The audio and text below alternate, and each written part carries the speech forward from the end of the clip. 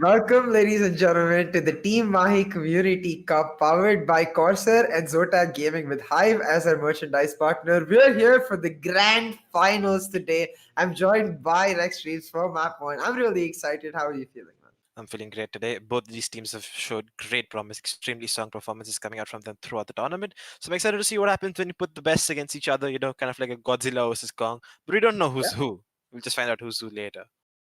You know, the funny thing is, if I'm not mistaken, the movie for that also recently came out, but Yeah, I it's promise you, coming out. The trailer just came out. So it's kind of hey, that that sort of. was the trailer. This is the teaser. You're gonna see the best pair off against each other. But guys, before we get talking about the maps and the match available, we quickly just mention to you that we will be having a jersey giveaway. So make sure you're here for that. It will be at a surprise moment in the entire stream. Be in the grand finals and get yourself some free goodies. Talking about free goodies, some huge giveaways in the Instagram. You can check it out down in the description, as well as just find some key. Wait. find some key Twitter giveaway. Sorry, I had a bit of a tech issue there. But yeah, as I was saying, like a lot of goodies for you to be able to collect. So make sure you're doing just that and giving yourselves a chance to pick it up and give yourselves just extra fun action while you get this amazing two teams pairing it off. But now talking about the teams at Rexdreams, both of these teams they did really well in their map today. But Rebellious they've been a bit tad more dominant, so they're gonna come in with a tad more confidence into this matchup. Yep, so from seeing the performances, right, we saw them go up 13-3 today, and I think Purpose Esports won 13-10 on Ascent, if I'm not wrong, Yep. from the map you casted, right?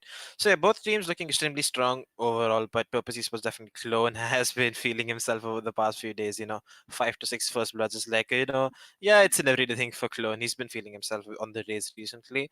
But hey, let's not live down Purpose Esports. They've been playing extremely well as well. They have the strategies, they have the brains if they don't have the brawn, if you would like to say specifically, but Rival and Emo, they can definitely frag out as well if required to. So yeah, so it's going to be really interesting to see what both these teams. The first map of the day is going to be Ascent. It's been picked by Purpose Esports, and it's Ascent. So, but by default, you're gonna pick the defensive side so that you can get the ball rolling on the what is dubbed as clearly a little bit more on the defensive side, like favoring the defensive side a lot more. So now we're heading right into the agent selection screen, and I don't really expect much. Okay, so sorry. So just the maps. Just my mistake there. Just the maps we'll be seeing throughout this best of three. First is obviously going to be Ascent for us, followed by Bind, and the day with Split. So see, I've spoken about Ascent. What do you think about Bind? What's leading us into Bind? Oh, so Ascent and Bind, they're the perfect maps for us to start off because we saw Purpose on Ascent. It was their favorite map. And then we saw Rebellious on Bind, which was clearly like one of their strongest maps. So coming into these two maps, I want to see teams just pick up a bit of anti-stratting. Like having seen the teams play today, try and understand the tendencies of a particular team. We'll talk about the particular things we would like to see in the map itself. I don't want to give the teams a hint too early, but like the idea becomes that you want to be able to find those counters so you can get those wins and then set us up for the map 3 of Split. Now in Bind, I do think it's a lot more defensive sided, and it really comes down to finding the right amount of coordination to flip the script, bring it more a bit in the attack side of favors, be that TP favor map. I want to see Sovas in both the first maps. We did see the Sova in the Bind earlier today. That did end up costing. But hey, I'll tell you what, if you guys are not picking the Sova, Sky is a really good one. Yeah, but so just without any further ado, let's head right into the first map. That's going to be Ascent, with Purpose Esports starting themselves on the attacking half, with Rebellious picking themselves on the defense. We've seen Ascent a fair bit coming out from all these teams, like teams in India definitely like playing the Ascent, so it's no surprise to see it coming out as the first map. So with that, we're just heading right into the agent selection screen. We'll see what picks up are coming out for both sides. I think it's going to be really cool seeing if we might see any innovation. But the one thing for sure that you can expect, like looking at it already, it is like Emo and Clone on that raise of their choices. But looking at these picks, I see Psychowski picking up that Killjoy. I think he's starting to hear us on the caster desk ask for that more and more because I really like this Killjoy. I think it is brilliant on Ascent, especially. I'm excited to see that lockdown in play. Definitely, yep. We've spoken about how Killjoy really has great setups on this map, and a lot of pro teams especially like to play the same agent. It's really interesting to see how the rest of the pans out. Like we discussed about how the lockdown really comes into place to help you with the retakes, the site holds, and the nanoswarm lineups. The post-launch situations are really, really good because of how open this map is. That really allows you to play around with a lot of things. Yeah, look at this from Rebellious. A Sage in the cause. Is this actually going to come through? This would be hella interesting. It would mean no Sova though. And it does make sense because I believe Psychowski was the player to be picking up the Sova when they were playing it. And now that he's on this Killjoy, this is what we wanted. The anti-stratting coming into place. They have a definitive plan to try and take down Purpose Esports here. The Sage locked in. That's a double Sentinel lineup now. While I did say the Sova is very important, I think the way Rebellious work, they like a lot of dry peeking. They like a lot of individual duels coming out. They like to get the kills in their favor, then make the plays. I think the Sage, especially the double Sentinel, works perfectly in regard to that. Markelov, I'm going to keep my eye on you. I want to see Battle Sage, not Sentinel Sage. Yep, so they opted for the dual sentinel, so really helpful for you to play on the defensive half, as you can just lock out both sides, like both entrances. For example, let's say you wall off A main, you wall off either B main, you hold off B with the side with the side killjoy utility, excuse me. But recently, since we're on this topic of Sage, right? The one team that has been playing a lot of Sage on the side is definitely Guild Esports from the UK, and what we've seen Yep. them do a lot is that they use the slow up towards B main and couple that up with the raise grenade. So entering and then on the back of that they'll go and take aggressive B mid control, and you can ball off B main from towards the orb. So that helps you fight B a lot more aggressively and also denies early map control for the attackers. But this time around we're going to see Psychowski over towards the B side. Default smokes coming out towards mid, while the hit is going to be coming out towards the B side. That's where everyone's headed, right to the arms of the kill. Yeah, absolutely. And it's gonna come down to like how teams are really able to find their advantage on the basis of that. Like looking at this particular round though, it is the side of Purpose Esports starting on the attack, but the buys for Rebellious really interesting. It's 5 classics and all shields. So a much more tanky setup for Rebellious, and I think that plays really well into the idea of having a healer, right? We've been so used to the non-healer meta for so long.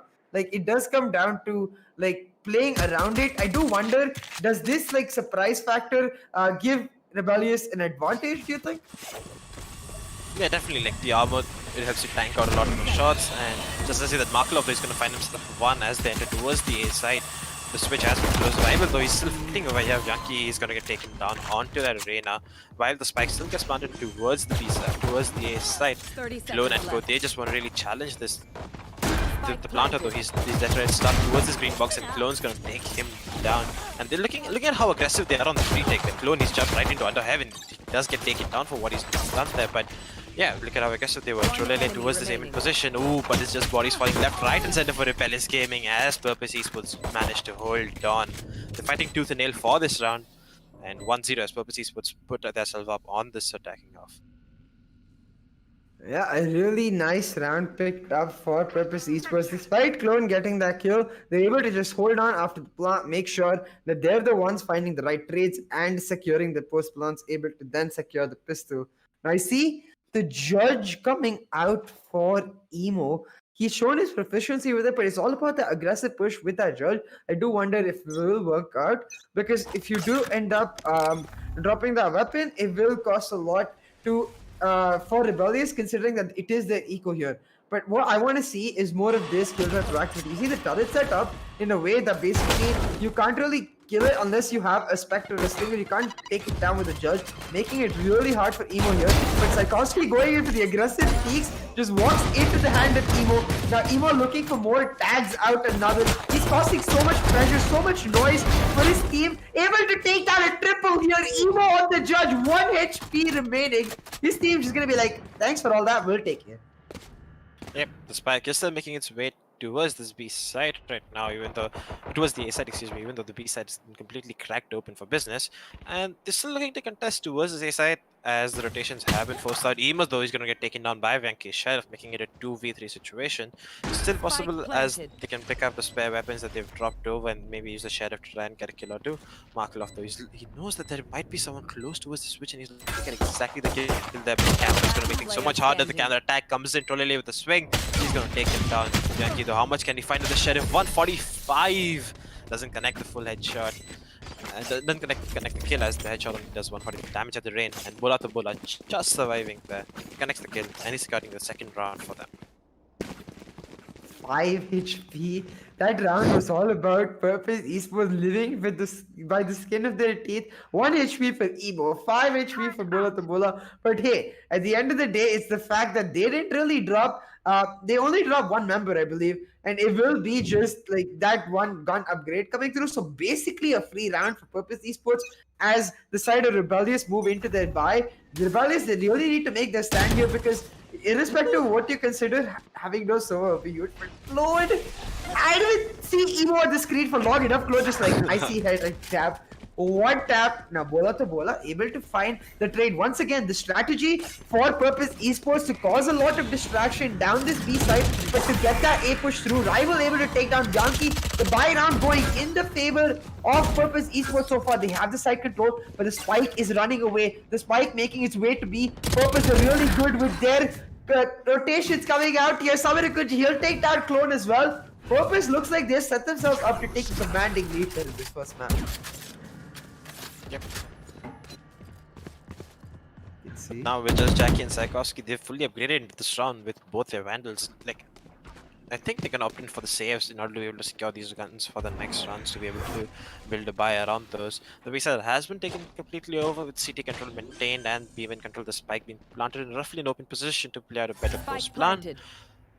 But Purpose Esports aren't really going out for this hunt. They're fine with, like, giving up the guns. They're fine with the save coming through. They just don't want to damage their own economy and want to get the ball running. Because if we take a quick look at the economy, we see 3 members sitting with 3,000. We're going to get another 3,000 to be able for the round victory and additional money for wins and the Spike plant. So they were just getting more and more money, and they're going to be so much happier with the amount of money they secure for themselves. And losing rounds might not be the biggest deal to them. Deal of damage to their morale, since they have the buys coming in and can still challenge them. Yeah, like at this point, Purpose, they're rolling on all cylinders. So the question really becomes, where can Rebellious find their advantage? Now they're trying to save, but Purpose, they're swarming in from all angles, looking to take the guns down. But Psychowski, even though Jack OP goes down, Psychowski able to pick up the 2 kills. He will be able to save his gun, and that will be some sort of silver lining for Rebellious, but not much, to be perfectly honest, because think about it like in a very objective way. The compositions that you have in display, I think Purpose, they will be just as comfortable on attack as they are on defense. So it really comes down to where Rebellious will feel more comfortable, given the fact that at the end of the day, when you have that Sage as well as Killjoy in your lineup with no real info for your attack, you have to make your stand in defense. Yep. This time around, a small buy just stitched around the 2 saved. The one saved gun that's been passed on to Clone so that he can get some early aim duels out there, but that's not going to happen as no one challenges this B main position. Now they're just going to let Psychowski float around this market B position while the rest of them stack out towards the A side, and that is roughly where the attack is headed, as a Spike now making its way towards the B side. Look at how passive Purpose Esports play out this round, even though they have everything going in for them. Emo though gonna take off Markloff with his boom bot. A bit of an embarrassing moment there, but now even though they have the pick, they're not ready to commit out the fight here. They're gonna take the long road out. They're just gonna make their way towards the B side, fight for some map control. Again, smokes coming out towards that market position. B side recon comes in, and that's gonna sell the hopes of a B side execute, but that's not gonna come through as the Spike is still towards the A side. Now with that, Rebellious Gaming have gone for the gamble to stack out towards the B side, while the rest of them make it, while the Spike will slowly waltz right into the A side. Now it's just down to Bianchi, as everyone from Rebellious Gaming has fallen down. And the Spike should be going down, but Bianchi though, he's managed to get himself a Vandal and hope to see if he can do anything in this 1v3 situation. Now, Bianchi is definitely going to have to try for this, as they do have a secured buy for the next round. So try and do some damage, potentially try and win the round, which might be a tall task, but sure, anything is possible. Absolutely. Now, Bianchi, though, he is smoked out. He's going to have to take a dry peek right here. Will end up walking into the hands of Emo, who's waiting carefully in the corner. Now, Emo will not end up finding Bianchi, because Bianchi chooses to go away. Instead, I guess he's going for the save right here. Doesn't want to end up in a position where he has to give up yet another gun and like put his team into another bad situation with the economy further. Will end up saving his gun, but 4-0 to Purpose Esports, showing us exactly why Ascent is their map pick of choice. They're extremely comfortable here. Their approach in every round has been the bait and switch. They make a lot of noise in one side, but the Spike already waiting on the other side for the switch to come through, for them to take control. And then essentially what that means is that not only do they get side control, but Rebellious sort of continuously juggled like a ball between 2 sides. They lose the flank as well as lose the side with no area of control for themselves, causing the attackers to own the entire map and cause the defenders just to play purely reactively, becoming really difficult for Rebellious Gaming. Now we will see. I see the op coming out for Markloff, so we'll see how he's able to make that work, because I want to see more reliance on that Killjoy. When you see see somebody walking in, spotted out near a killjoy site, you should not be going for the rotation, instead relying on that killjoy to hold it down. But Clone, we talked about how he could be punished for his aggressive approaches. Now here, going in for the aggressive peek down mid, gets taken down by Emo, allowing for the hack to come out. Now Samira Kunji with the ult down and back side of B, the boathouse ult not being checked by Psykowski. He gets taken down. And while Vyanki and Markelov, they get a kill each, it's Purpose Esports with the advantage. Now we'll look to rotate, get their push down on B side. Yep, spams being dealt, but damage is just on one side. Jackie though takes so much damage through the Cypher cages that's gonna belt him down just to 30 HP. And the heal has been popped towards him, that's gonna help him get up back to 90 HP. The recent nurse confirming he won't be back to full. One member still inside B main, they know his position. They're gonna be forced to, you know, go in for this retake to stop the bleeding on their side. But it's gonna be all that much harder given how much utility is up on the attacking side. The drone, just as the attacks come in, the spams are there for perfectly from Rival. He's gonna get the kill from his beam in position. Markelov with the operator, he can't do much. He's too slow with the angles given the weapon he's gone for, and now that's gonna force out another save coming in. Purpose Esports flawlessly taking 5 rounds of rebellious gaming on the attacking half. Yeah, at this point, you have to wonder, is a comeback even possible for Rebellious Gaming? Because it feels like they're just not able to find an answer. The gun duos being lost is costing them, but I feel like it's more coming down to like Rebellious sort of not being able to adapt to Purpose's style of play.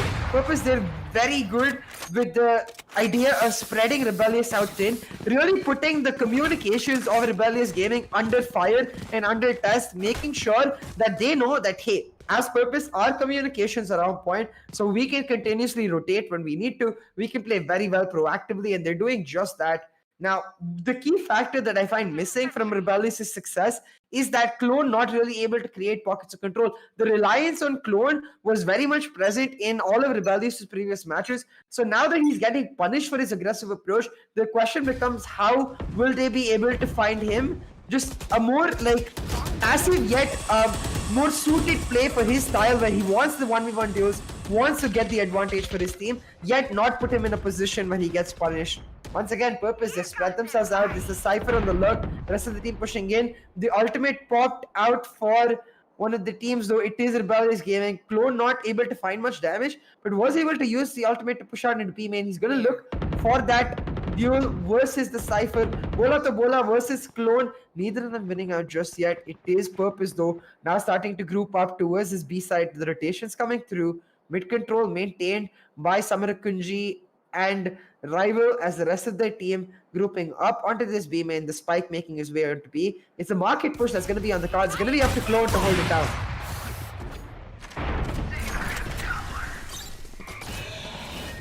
Hello. See now the push coming in. Clone, he's gonna be taken down. Market completely open. The off shot missing. Psykowski 14 HP. He'll get taken down. And a flawless 6-0, basically done and dusted. It's up to Jack OP to pull off a nigh impossible ace. Doesn't have much utility to work with either, just one combat system and Brimstone Molotov to work with. But Purpose Esports, they're hungry for the skill, they're hunting for it. Look at Rival and the Cypher, they've pushed them so aggressive, like trying to see if they can get this weapon out of them. But Bola to Bola is there with the trade, even though Rival goes down. 6-0, as the economy is still in shatters, still shattered for Rebellious Gaming. And while Purpose Esports, they're just rolling with 9,000 on players and more than enough to be able to buy out for the rest of the half.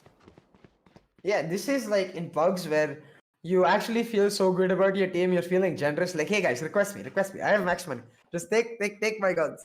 And at this point, at 6-0, on the attacking side no less, it does feel like Purpose Esports, they have much more of a sound plan. This double sentinel look really not working out for Rebellious Gaming so far, because I just don't think that they're playing it to its strengths. The idea of using that Killjoy to triple stack site, or using that Sage to find the right boost, you end up seeing Clone playing much more aggressively.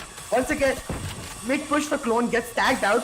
Will have the heal for Markelov ready to bring him back to some HP, but it won't be the full heal because of the Sage just being a 60 HP heal. But now Yankee with the catwalk push, he's able to find the one tap. Can this be the comeback for Rebellious? We'll have to see. Now Yankee, he'll get taken down by Bola to Bola. And this is the patience of Purpose Esports. They refuse to move an inch in the wrong place. They're willing to just let Rebellious fester before making that move, and it's really paying off for them so far. What? Wow. Oof. The Sheriffs are ringing in for Rebellious Gaming. They found 2 kills on the back of the Sheriff. But just as I say that Trollele is going to take down Jackie. Saikowski looking to recover that gun there. He's going to get himself another one before Rival takes on Markelov with his gun. With that, the A side has been cracked open, and that's where the spike is making its way. Clone looking to challenge exactly that. Can he find the shot? Yes, he does. Now it's just down to Saikowski in this 1v1 situation. Now Saikowski has the ultimate to work with the lockdown. He's going to pop exactly that. But Rival is looking to challenge the angle, and he's going to get exactly that from Saikowski. 3k coming in from him to secure Rival, to secure Purpose Esports the 7th round. I do have to wonder, do you really have to go for that peak there when the lockdown is ready, considering that the spike has just been planted? A passive approach, I feel like, definitely more fruitful, where once the lockdown is done, it basically guarantees you that the only angle you have to cover is that A main angle. Knowing where the peak likely to come for, you can go in for a much more informed peak and try to win that 1v1 duel, especially when Saikowski was already tagged with just 68 HP. He just ends up walking into Rival's hands, Rival expecting the aggressive push, taking him down to make it 7-0 for Purpose Esports. Now, having said all of that, that was a decent eco round for Rebellious, so we'll see if they can use the momentum to push forward, because Purpose right now, it feels like there is no stopping them.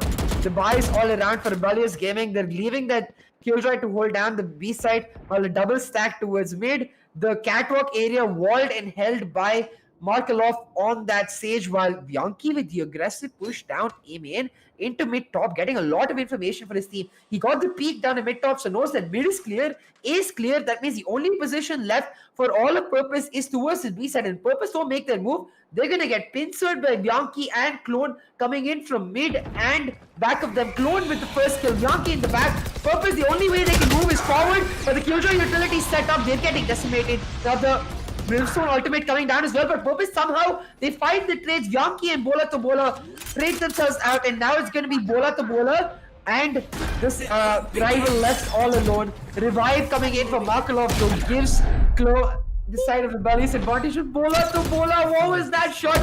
Takes one down, finds the info on another, but will get traded out. The Rival just left 1v2 to clutch it out.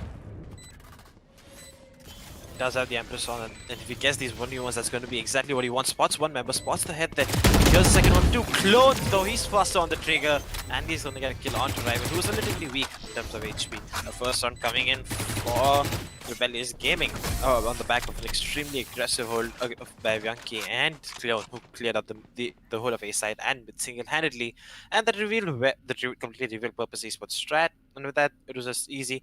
But Purpose Esports, they were able to get the trades, and they were able to get the gunfights that they wanted. Some really nice shots coming out from them throughout the round, but in the end, it just goes towards the other way.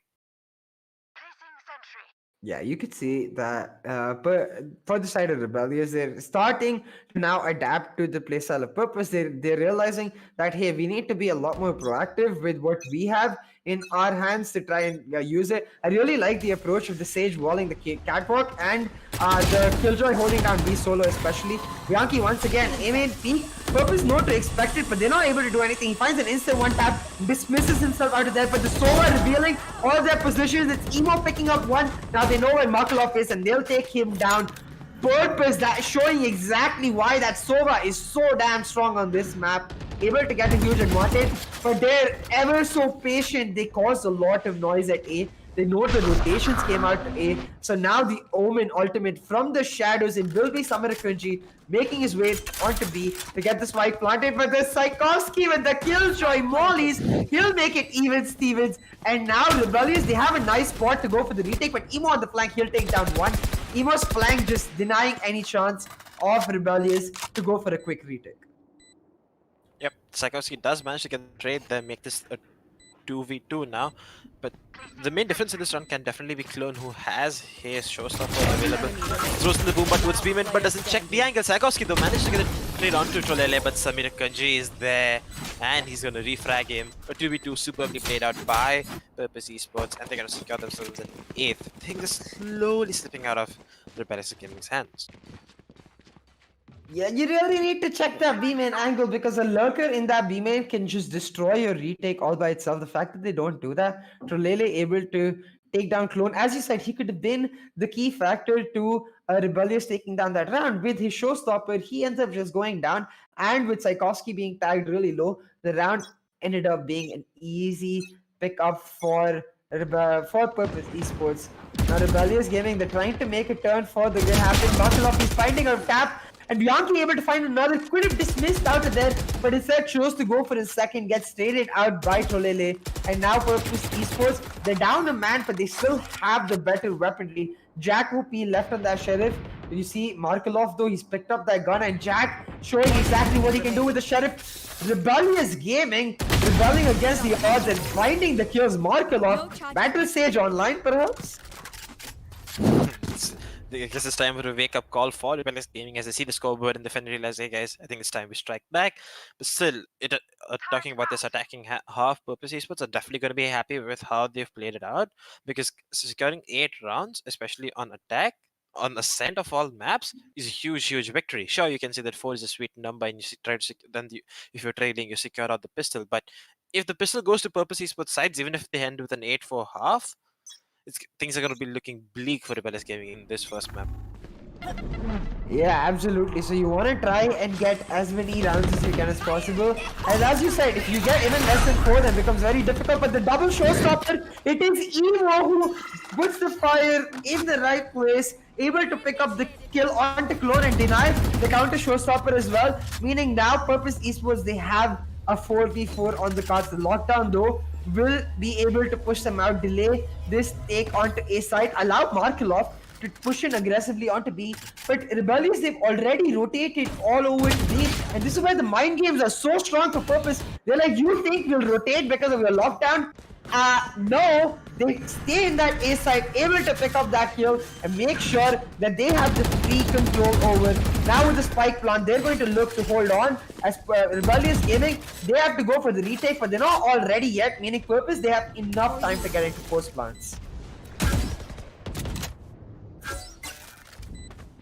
Yep, it's 2-3 retake looking bleak for Rebellious Gaming. And just to say that there's going to be 2 bodies falling with Markelov and Jackie. Not going to be too little. They can Samir Kunji with his third, takes down Tchaikovsky.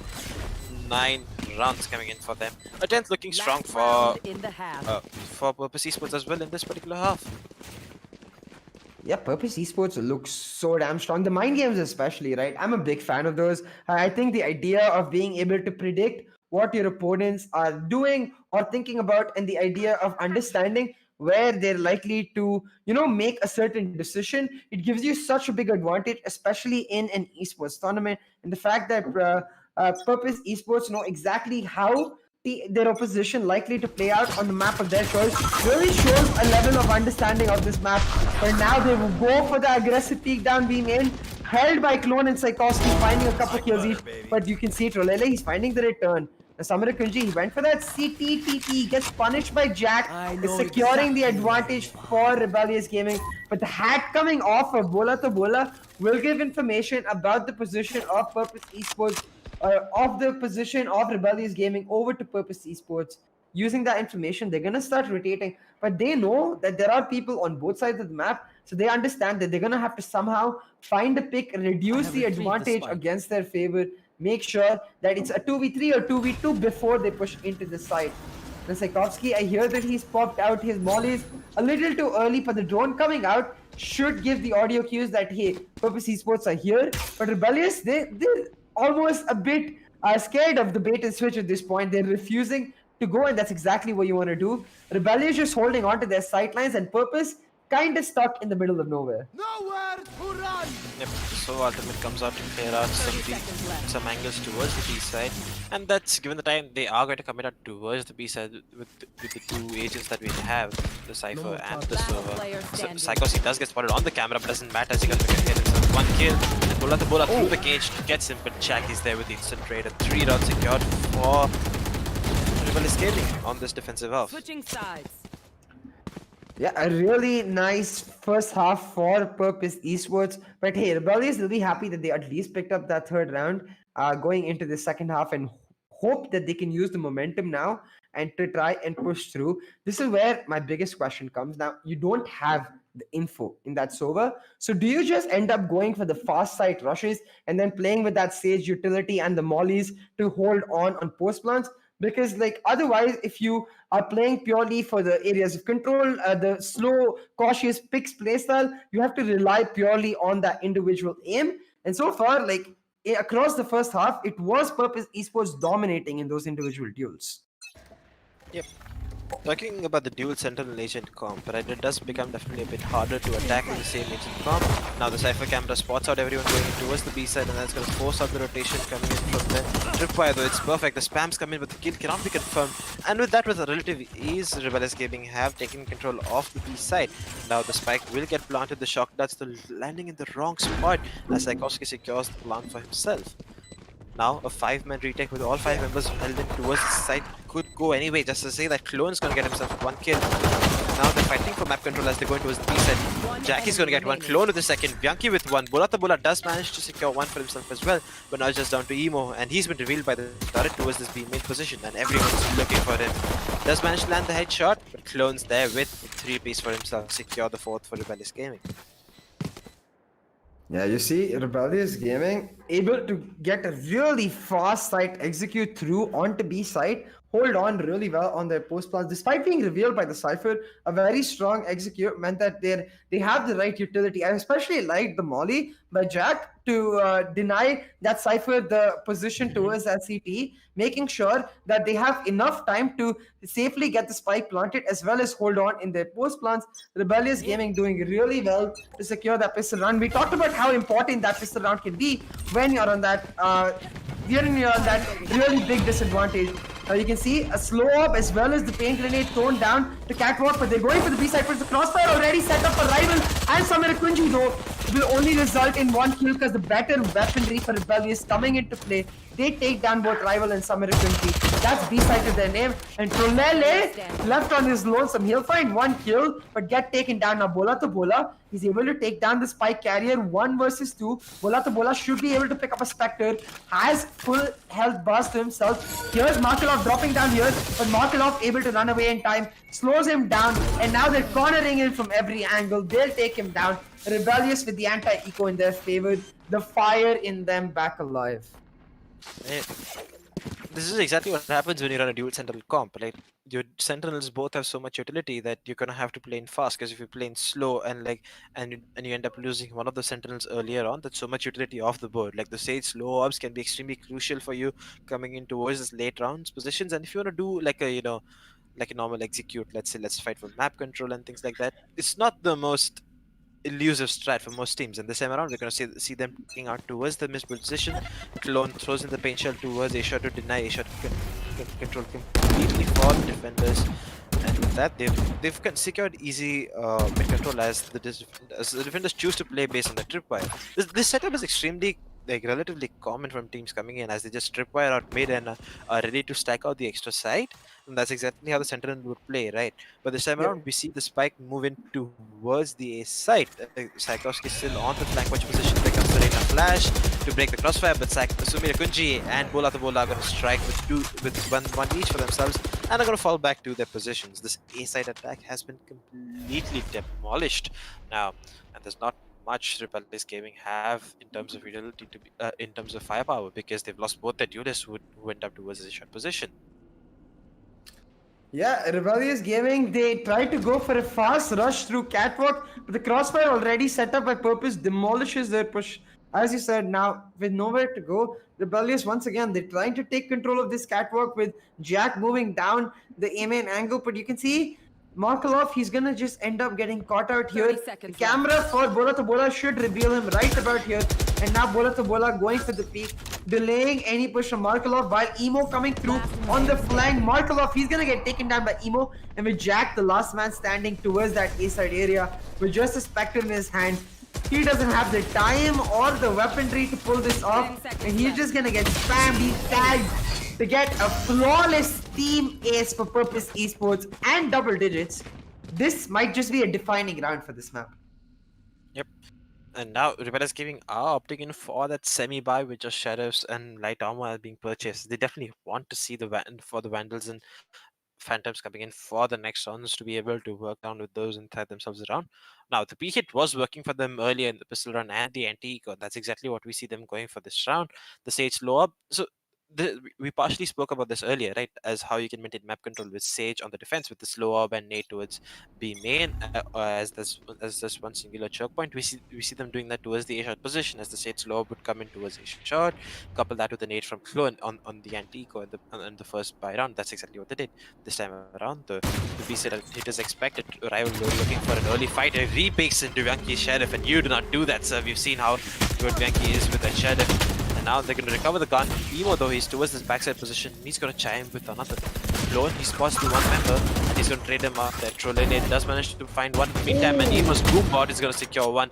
Ooh, a bit of an awkward battle going out to the corner over there. But Emo, he's secured himself the side, and he's just locked down the fort for the rest of his team. Now, the Sage, Markloff lurking towards the mid position, but the Tripwire is going to reveal his position. But Clone, though, he's going to find himself with another kill with the Phantom that he's just recovered. 48 seconds on the clock. The Human's position still unknown. Well, they know where exactly the Raze is playing. They're gonna make something. They're gonna have to do something with this run. Clone, though, he's definitely looking to clear the side angle. Spots out Emo, and he's gonna get the win on there. 3k for him now. And now with 32 seconds of the clock, they've taken control of the B side. Now Samira Kunji, we know him for the crucial player for the team, and let's see what he can do over here. Markloff, though, he's sneaking inside the smoke. There's no way he's expected out here, given how open the post-plant positions are. Paranoia to work with if required. The wall definitely reveals his position, and he's gonna lose that gunfight. Clone with a 4k and one Sheriff, and the Sheriff ringing in from Yankee. It's gonna help Rebellious Gaming secure this thrifty round that they had no business in winning. Yeah, it's as you said, they really should not have been winning that round. It was the eco, but Clone, we talked about how he really was that missing factor from the Rebellious we saw, and the Rebellious we were seeing picking up that 4k on point. The Rebellious, they've shown their proficiency with the Sheriffs in the first half, but this is the first time we saw those kills really being translated into an advantage. They seem a lot more comfortable on attack when they're dictating the pace of the play, and they're able to continuously find the advantage on the basis of that. And we'll see if Purpose is able to answer back, because they do have one more round of buys before the eco does get broken. Now the Boombot for Clone, he's got his confidence back, he's making his way in, he's gonna find Emo right here. The shots end up missing though. Tags down Emo really low, will pick up one though. Now looking for another, will satchel himself out of the way, but not in time. Emo takes him down with the rocket, and now 4v4 on the map. It's gonna be Rebellious Gaming able to use all of the pressure created by Clone to take mid control while they spread themselves out across the different sites. Now Yankee, he will take up his co-duelist duties, looking for more kills around this mid area. We need to turn around now. We'll find Samira Kunji, but Samira Kunji barely getting away there. Edges out towards the wall, and Bianchi not able to spot him out. Now Samira Kunji is holding this mid angle, expecting Bianchi to peek in right here, and he's gonna fight that, reading the mind of the Bianchi. I know they've played before as well, so it just ties in beautifully. Samira Kunji, like, I know exactly what you're gonna do. Secures the advantage for Purpose Esports.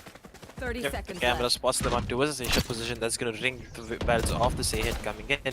Paranoia, it's perfect as well. Samira Kunji spams the Cypher cage and gets himself 120 seconds in the clock. The spike needs to go down in the minute, but Samira Kunji with a third and a fourth, locking it down for his team. 11-6 as Purpose Esports are there to secure the first map for themselves in this best of 3 finals. You think after a thrifty, like the morale of the team that wins the thrifty will get severely boosted, and the morale of the team that loses the thrifty will get severely hurt. But the way Purpose Esports just able to rally back, hold strong, be extremely disciplined in their approach, they pull off this round against all the odds. Make sure that they maintain their lead that they've garnered over this map as they look to close it out and take us the map to Samira Kunji with the 4k and the prediction plays. He was the X factor in that round. We'll see if they can find a way to disrupt him, because Purpose, they haven't changed their setup at all. It's the same, the mid trapfire with the Sova looking it down, while the rest of their team just holds on to this side very, very defensively. They're not giving Rebellious the aggressive peaks that Rebellious really thrives on, and that's really throwing a wrench into Rebellious' style of play. We'll see though if Rebellious is able to adapt here because it's right here, right now. It's go time because if you lose this round, your eco is broken and match point on the cards for the side of Purpose Esports. Now the lockdown set up to cover all the angles, but the Hunter's Fury coming out to take down the lockdown. It will be rival with the first kill. Purpose Esports starting up really strong. The lockdown was not taken down. The Hunter's Fury was not traded out really well, meaning 2 players detained. Rival and another. Now Bianchi, he's gonna find both Emo and Rival, take them down, get the side control, will be able to get the spikes with Bola to Bola. He's right here to find a kill on a lurker. Markelov takes out his hack to get the information, and while Bianchi able to find the third, Bola to Bola and Samira Kunji know exactly where the rest of Rebellious are. They can try to find the duels into the kills, but Jack and Bianchi, they'll find the round for Rebellious game. That Hunter's Fury, it missed. Yeah. I think he placed it a bit lower than where the Killjoy ultimate actually was, because Tchaikovsky placed it right on the earth box, and not sure if it was intended, and that left a small spot towards the backside position, while none of them could actually stay there. There's just 2 players detained. That meant 2 easy kills that were picked up on the side by Rebellious Gaming, and then it was just they converted the rest of the round from there. Yankee picking a beautiful 4-piece for himself to be able to secure the round for his teammates. Yeah, Bianchi with the 4K. That lockdown was a bit sus, not gonna lie. But as you said, not expecting it to be on the box, I guess, is the only thing I can think of for them to take it down. But now, Bola to Bola. We saw him with the op play earlier today, able to find the first blood. But the trade coming through for Rebellious and the Sage power coming through, meaning that despite Bola to Bola finding the kill, it is Rebellious with the advantage. But now, Rival, the aggressive push down A main. Aggressive push down mid, takes control of the mid top, able to take down both Markelov and Clone and force Rebellious onto this A side. The plant has gone down for Rebellious, but it is Purpose Esports with a man advantage. Bola to Bola though, he has an op and he's very low, so it's essentially a 3v3, relying on that info given by Bola to Bola with the camera to make it an advantage. It's now Rebellious Gaming grouping up together, trying to hold on, but Purpose, they're pushing for the retake. Bola to Bola with one, Emo with another. The spike wasn't even planted. Match point for Purpose. Great retake coming in from them. I really like how upfront and aggressive Purpose Esports get sometimes. Like, even though the spike hadn't gone down, double shocks came in, did a lot of damage to the spike planter. That denied the plant, and at the same time the switch was broken. That denied that denied so much more for Rebellious Gaming, as there's so many more things you have to worry about, and Jackie just couldn't secure the spike. They are going to be able to afford themselves a mixed buy, because we see that there's one light armor, and Yankee, I think he's been dropped a weapon. Okay, Venki, yeah, he's been dropped a weapon as well. Yeah. Jackie takes up the Sheriff and passes on the Vandal to Yankee, which makes sense. But this time around, we see Clone going in for that aggressive double satchel play, satchel raise ultimate, but he's not going to connect his mark. There does follow the one member going in towards the side, but the recon comes in from the Sova. Maybe it's a tad bit late. Okay, no, except the passes up there. Rival, though he's on the side, Clone manages to get Emo, but Rival is there to lock his acceptance down. Samira Koji going to get one. Markelov and Tchaikovsky are going to chime in with 2 kills for themselves. But now the HP advantage definitely on Purpose Esports side if they go and retake this one. But Markelov, though, he's going to land shot there on Trolele, potentially switching around the fate of this round. And Bola to Bola with this operator. We saw him get a pick earlier with it, but there's not much he can do in this 1v3. No utility to work with as well.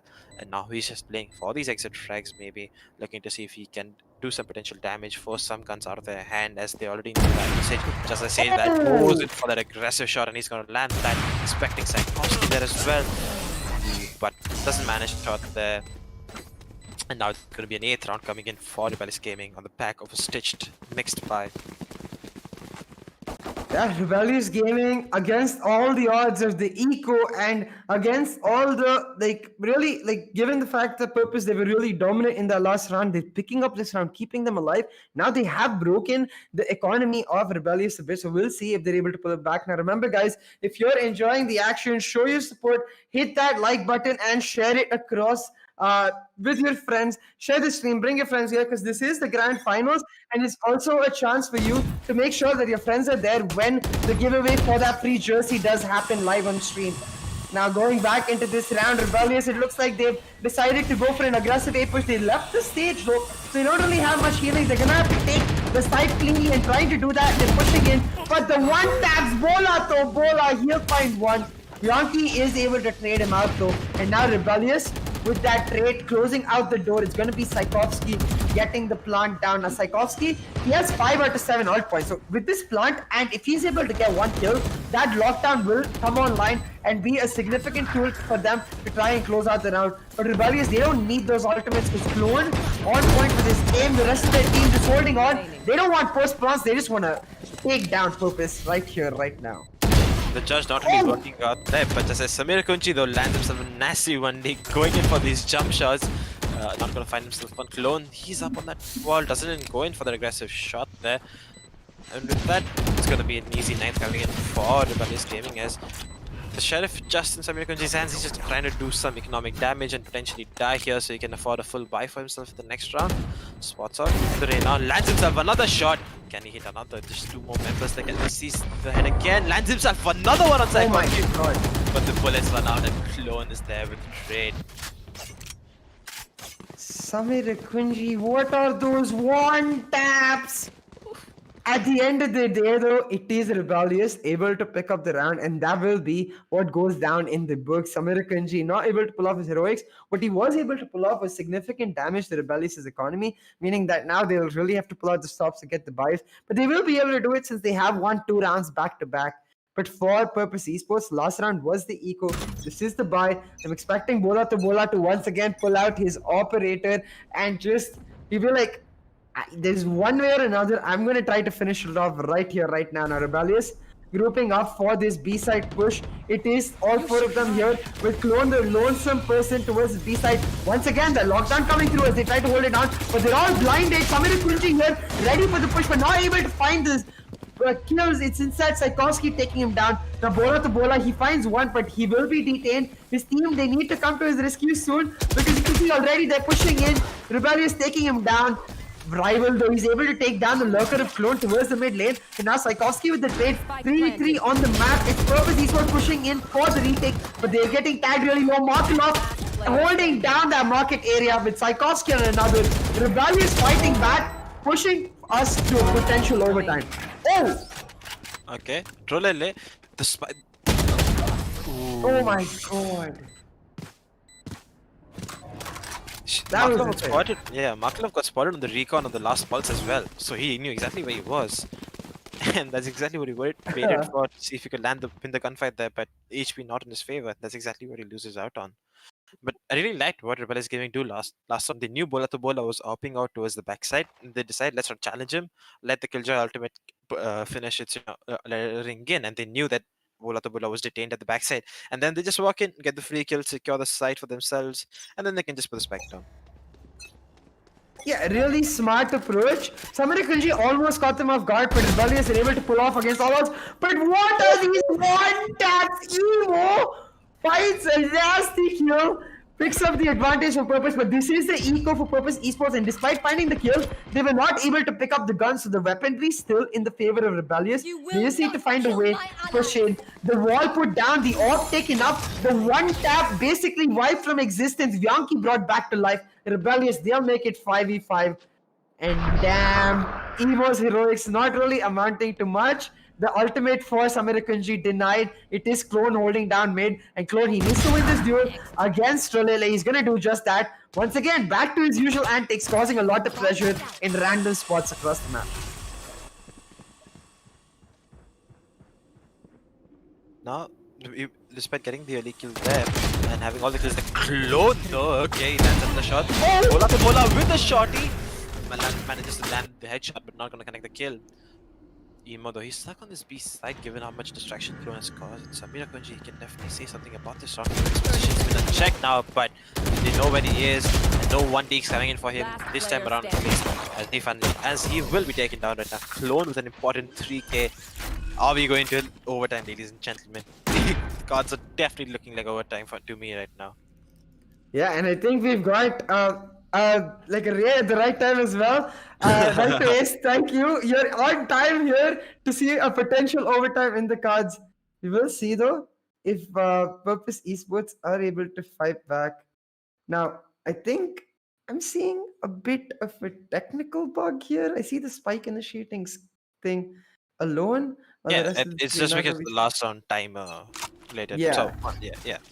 So it will mean that it's not actually happening for Bola to Bola. That was the eco last round. For purpose, they have the buys here. Bola to Bola with the operator. This way, a catwalk peak. He drops the spike carrier down, gives the info to his team that is likely a B push on the cards. Now, all of the Rebellious is still looking to potentially commit to this B push irrespective. Rival with the peak, he's able to take down an instant one tap onto Bianchi, pull it back. Purpose, they almost get pushed to overtime, but at the brink, at the very edge, they make their stand and get this two-man advantage. They're looking to close us off right here in this 13 to 11 round. Yep, losing the Sage earlier on and losing Bianchi earlier towards the early part of the round is not going to be the best, but look at Tchaikovsky. He's managed to get an aggressive position towards this market, and if he can make this work, he can easily cut off this rotation and maybe help them secure this 3v5. Now Clone does have the ultimate that he can pop in, but look at Rival. There's no way he expects them, but just as I say that the backside member spots out one player, and look at Tchaikovsky, the amount of map control he's got for himself. Emo though gets the kill onto Jackie. Trollele is gonna chime in for another one. Clone though, he's everything to do, but Samir Tunji will get the final kill. 13-11 as Purpose Esports managed to secure the first map for themselves in this best of 3 on their home ground pick. Ascent. What an insane map one. Purpose Esports with the domination in the attack, but then Rebellious with the comeback. Guys, I know you enjoyed it, so make sure you hit that like button, subscribe, share it with your friends as well, because we will be giving away a free jersey. I think it's absolutely perfect to do that, considering like how good these teams were. We have to celebrate them. So damn. But looking at the scoreboard, you see Clone on top once again. 6 Yep. first bloods to his name. Someone stop this guy. Yeah, really great game coming out from Clone. We know he's been used to this. We know he goes in for those first bloods. We know he's that aggressive player. He's that one guy you want on the duel list all around. And then talking about Emo, he, on the other side, the rival Raze, even he has 6 first bloods. So great showing coming from him. But for me, the most exciting player coming into that series has to be Bola to Bola on the Cypher. He had 3 first bloods. Even though that's not the most impressive stat line, he really had great setups, and the team could really play well around the Cypher. And he had a really important frag in the last one, in my opinion, on Marklov, also known as Khan, who picked up the operator. And getting the operator and the Sage out earlier on in the half can be really damaging to the other team's morale and their chances of winning the round. Yeah, absolutely. Like at that point, when you're able to take out such key factors, it just tilts around so severely and just sets us up. Now, I think we will be having the giveaway really soon, so make sure you stick around, be able to participate in that.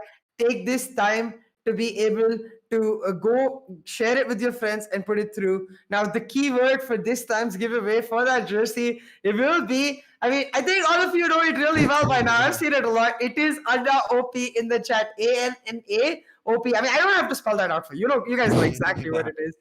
Spam that in the chat. Anna OP, get going for the giveaway, and tell thank you to Anna really for setting us up with these jerseys for the giveaway. Sentinel, a huge thanks from all of us here. At this point, though, I'm really excited to see who wins that giveaway, but also excited to get into the map too, and just celebrate more of this brilliant action that I've seen from these phenomenal teams. I want to see if Rebellious going into their own map will be able to take us to map 3 or Purpose. They're able to hold on against all odds and finish it off in bind.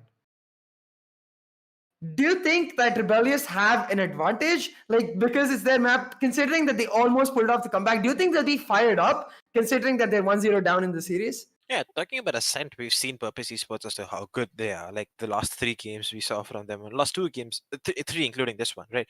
So last 3 games we saw coming out on stream of them on Ascent, we saw relatively good showings overall from them. They've taken down people on Ascent, they know what they're doing. So taking them on 13-11 on the strongest map and almost putting off the comeback with a no Sova comp and a dual Sentinel, and especially pulling it back from such a huge lead on the attacking half, it's extremely impressive stat line. But now coming into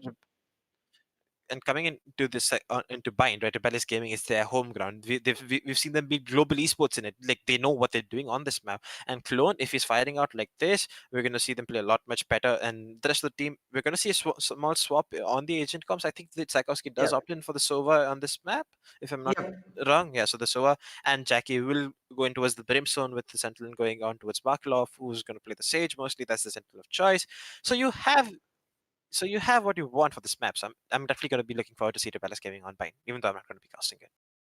Yeah, it will be a phenomenal showing. It will be a really fun map. But guys, make sure you hit that like button. Give us all the support in the world and give these teams really all the support in the world because they definitely deserve it. And make sure that way you're able to motivate them to give us a really cool map too. Maybe even a map 3. Now, I think the winner will be called out by now. So you will see in the chat the winner being pulled out. Whoever it is, make sure you drop your Insta link in the ID so we're able to reach out to you. And for the past winners, guys, just hold on. The tournament organization has been going on. So as soon as it's over, we will reach out to you. Make sure that jersey comes to you soon. For everybody who does not win, it's completely okay. There's so many more giveaways with some amazing headsets and other peripherals down in the description. You can check it out. So go down there, find the links for the Insta and the Twitter, follow Team Mahi, and participate in those giveaways ASAP. Now I'm going to take a quick look at the chat.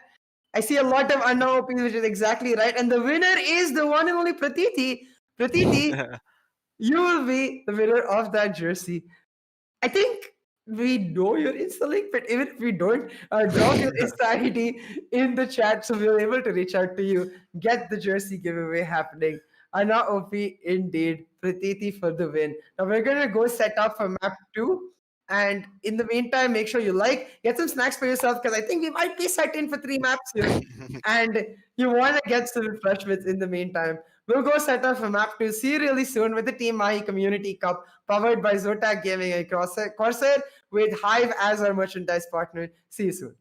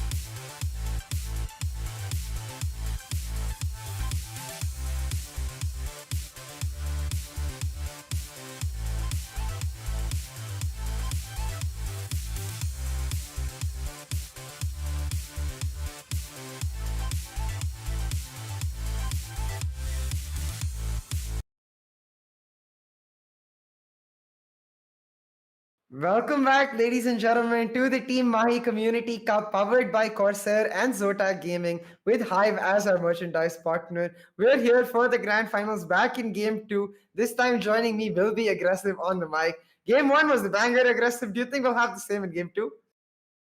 It could be, and as we stated before, doing the predictions, we could be just be seeing 3 maps. As Rebellious are able to fight as hard as they did in map number 1, they were down in such a big deficit when the match point was reached by Purpose. They climbed it back to 11 and 13 before Purpose was able to finally close out the map. If they're able to use the same level of fire that they had in the previous map, and now going into their home map, we're gonna be in for a treat, Sieh, that's for sure.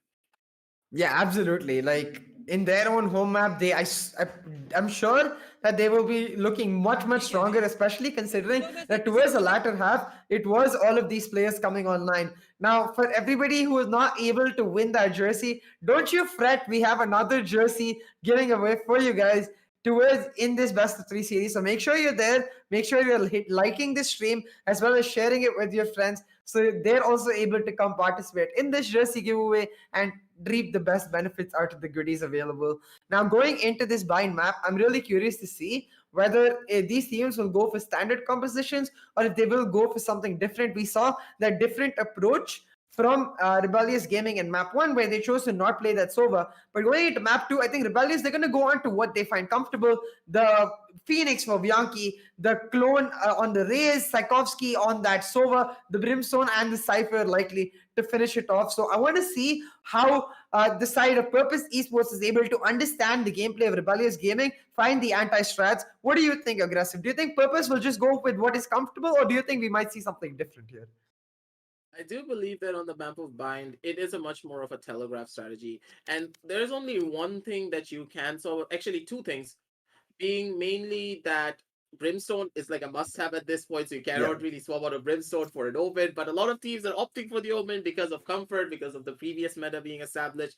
But I would say the main difference will be coming out is either a Jet, Phoenix, or Reyna. This is mainly based on the duelist picks because, first of all, with the nerfs coming out to Jet, it is a lot more hard to go in for those fast execute rushes that we used to see coming out previously from a lot of the teams, with the Raze diving on in, with the Jet rushing on behind him, with all of the cloudbursts being available. But after the nerfs, I do see a lot of the teams shying away from it. And moving on forward, it is going to be like something to be desired for, let's say. And Trollele, he's going in for the Sieh bait. We saw that in the TSC. It's happening here as well, with the Sky as well. We gotta give some love to the teams for making sure they bait Sieh out in every single map.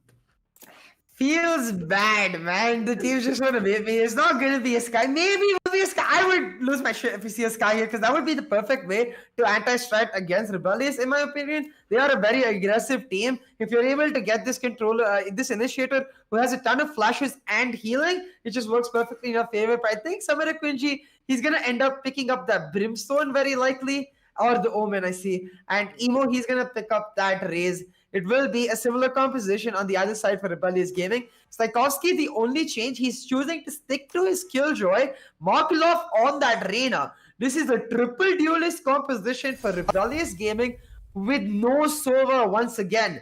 It's Rebellious, actually, who switched something up. They're not okay with playing the standard strategy against Purpose, and this I find really interesting, because even if it's a triple duelist aggressive, we rarely see triple duelists with smokes and a sentinel. This is basically a trademark of Rebellious from way back in the day. In like the first few months of Valorant, they were the ones very willing to play this triple duelist composition, but they always did it without the Sova, instead with a sentinel and a controller. So we'll see if they're able to bring back the glory days and push us to map 3. This composition, in my eyes, is quite telegraphed this year. I'm going to throw you this question. Looking at the composition with the triple duelists, yes, I do understand what they're exactly trying to do, but at the same time, you have a Killjoy in your composition instead of the Cypher. Normally, when we see a triple duelist composition, we always think about the Cypher going on the lurk to try and cause a little bit of damage onto another sideline, maybe just lurking down somewhere near from the side of showers, trying to get a pick of his own, trying to catch the defenders who are trying to go in for rotations. But now with the Killjoy, they all are going to be going in for a lot of the rush executes. This makes them quite easy to read, and I'm looking to see how Rebellious are able to come out on top in this situation.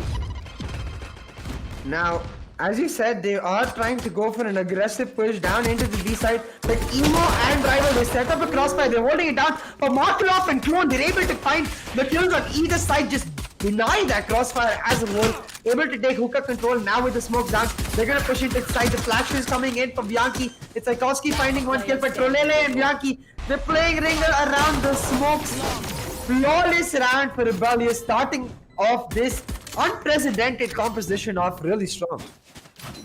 I take all of my words back because, ladies and gentlemen, Seasons of Rebellious, they're gonna make me eat my words because that fast execute down here on the side of Hookah was absolutely incredible. The defensive hold was strong, but them being able to dodge out the shots coming out from the side of Emo and also Trolele while they were trying to hold down from the sidelines of Hookah, that was absolutely insane. The way that the crossfire was set up and Clone getting the first initial kill onto the person on the left side of Hookah while the Reina was able to take one on the main entrance of Hookah. Even though the crossfires were all set up, it seems as though the aggressive push strategy could really work out, and it's gonna be Mark getting the first initial kill onto Samira Kunji, taking him out already. And ladies and gentlemen, with that Omen going down, I don't think I need to tell you how dangerous this defense is. Spike plant. Yeah, now you can see they have the spike planted and Bola to Bola is trying to get a kill, but jump Jack with the shots.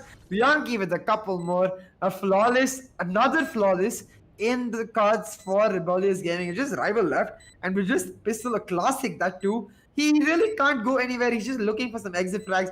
Maybe pick up a gun and look for even more damage to Rebellious' economy. But Rebellious are not going to get baited just yet. Rival, he's going to find Bianchi on his side. But he got a little too trigger happy. Shot a little too early. Gave Bianchi note of where he was. And that's where the Spectre just go like brrr. Easy kill for Bianchi and Rebellious to make it 2-0. But hey, that was the eco for Purpose Esports. Now with their buy, they need to pull back this round because otherwise the snowball of eco on the attacking side is going to make it very difficult for the defenders.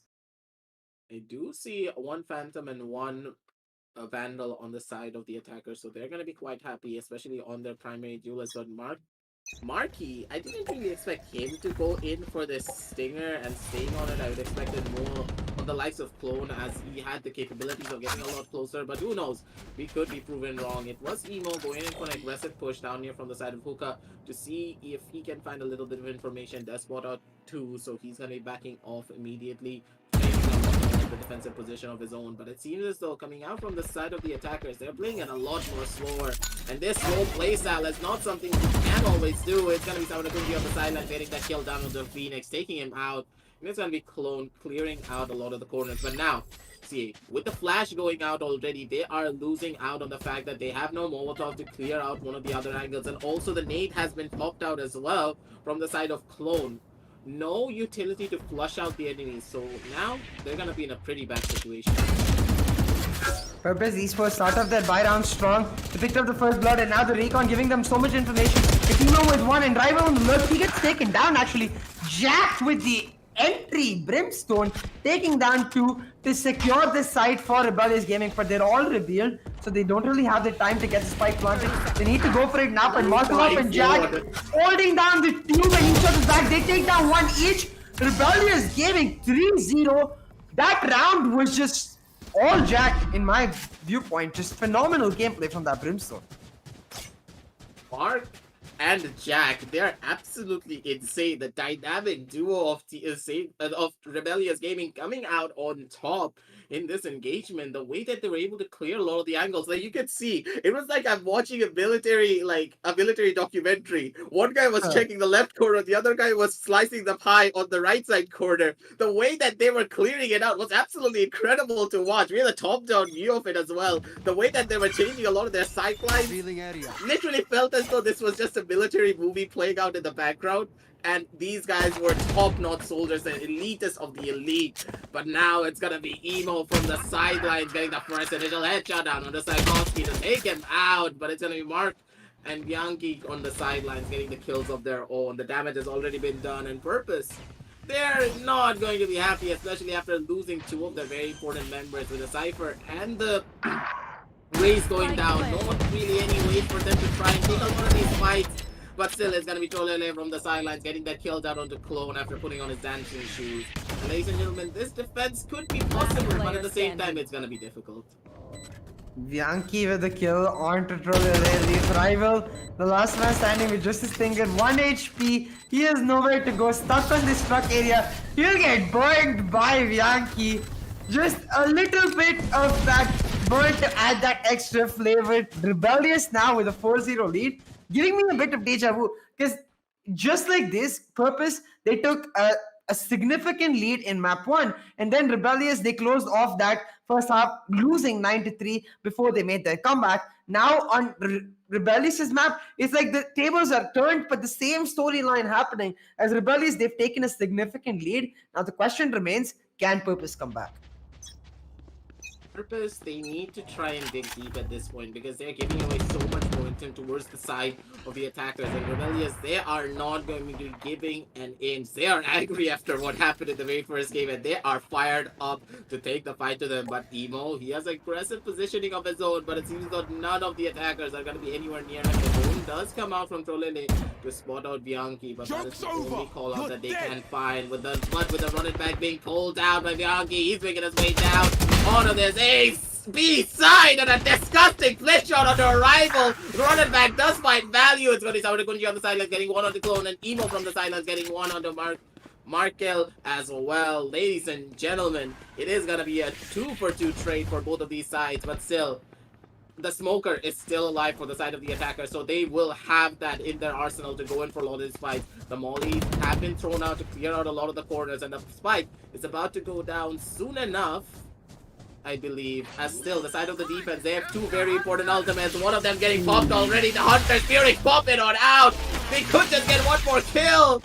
And he's going to be able to find another tag, making Bianchi go down to very low HP. Nades are going to be coming out as well. The utility used so clean as Emo gets one with the Grace Grenade. Gets another one with a headshot down on the Tchaikovsky. Now forcing Bianchi back once again with the grenade. The grenade getting so much value and so many kills. Ladies and gentlemen, this is going to be another round for the side of the team. The first round, sorry, for their side. Purpose Esports, the question was, can they fight back? And they certainly did with this round. The usage of those ultimates and then the utility with the grenades coming out for Emo on point, causing so much damage. Jack was like, do I walk to the left? Do I walk to the right? It's like the fire or the really hot pan. Either way, he just gets taken down. On point for Purpose Esports to pick this round up, and it was a really important round because this was their bye. Going into the next round, they will be able to get that op through for Bola to Bola, and his op we've seen throughout the day already. It's really damn good. So now they're going to look to use that op to just completely hold down one sideline, allow for an aggressive stack towards the other, and deny Rebellious the aggressive pushes that they really want to use, and try to punish them for it. You see Bola to Bola, he's set up down at this B-long area. It's Bianchi going for the peak. Bianchi doesn't flash it out. As a Phoenix, he takes that dry peak, walks into Bola to Bola.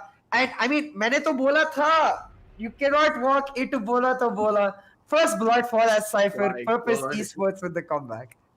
My God, the puns are a bit too strong whenever you're watching Bola to Bola, it seems, but still. It is a true factor, and now Bola to Bola with the Cypher is actually starting to push up from the side of B long. My heart can't take this, Sieh. When a Cypher starts being this aggressive, you know what I feel like. It feels as though a lot of bad things may happen, but good things are happening instead. It's gonna be Emo on the sideline getting the first kill down onto his fellow twin sister, and it's gonna be Rival from the sideline getting a kill down on the Tchaikovsky, as it seems like a flawless round could be in the favor of the side of the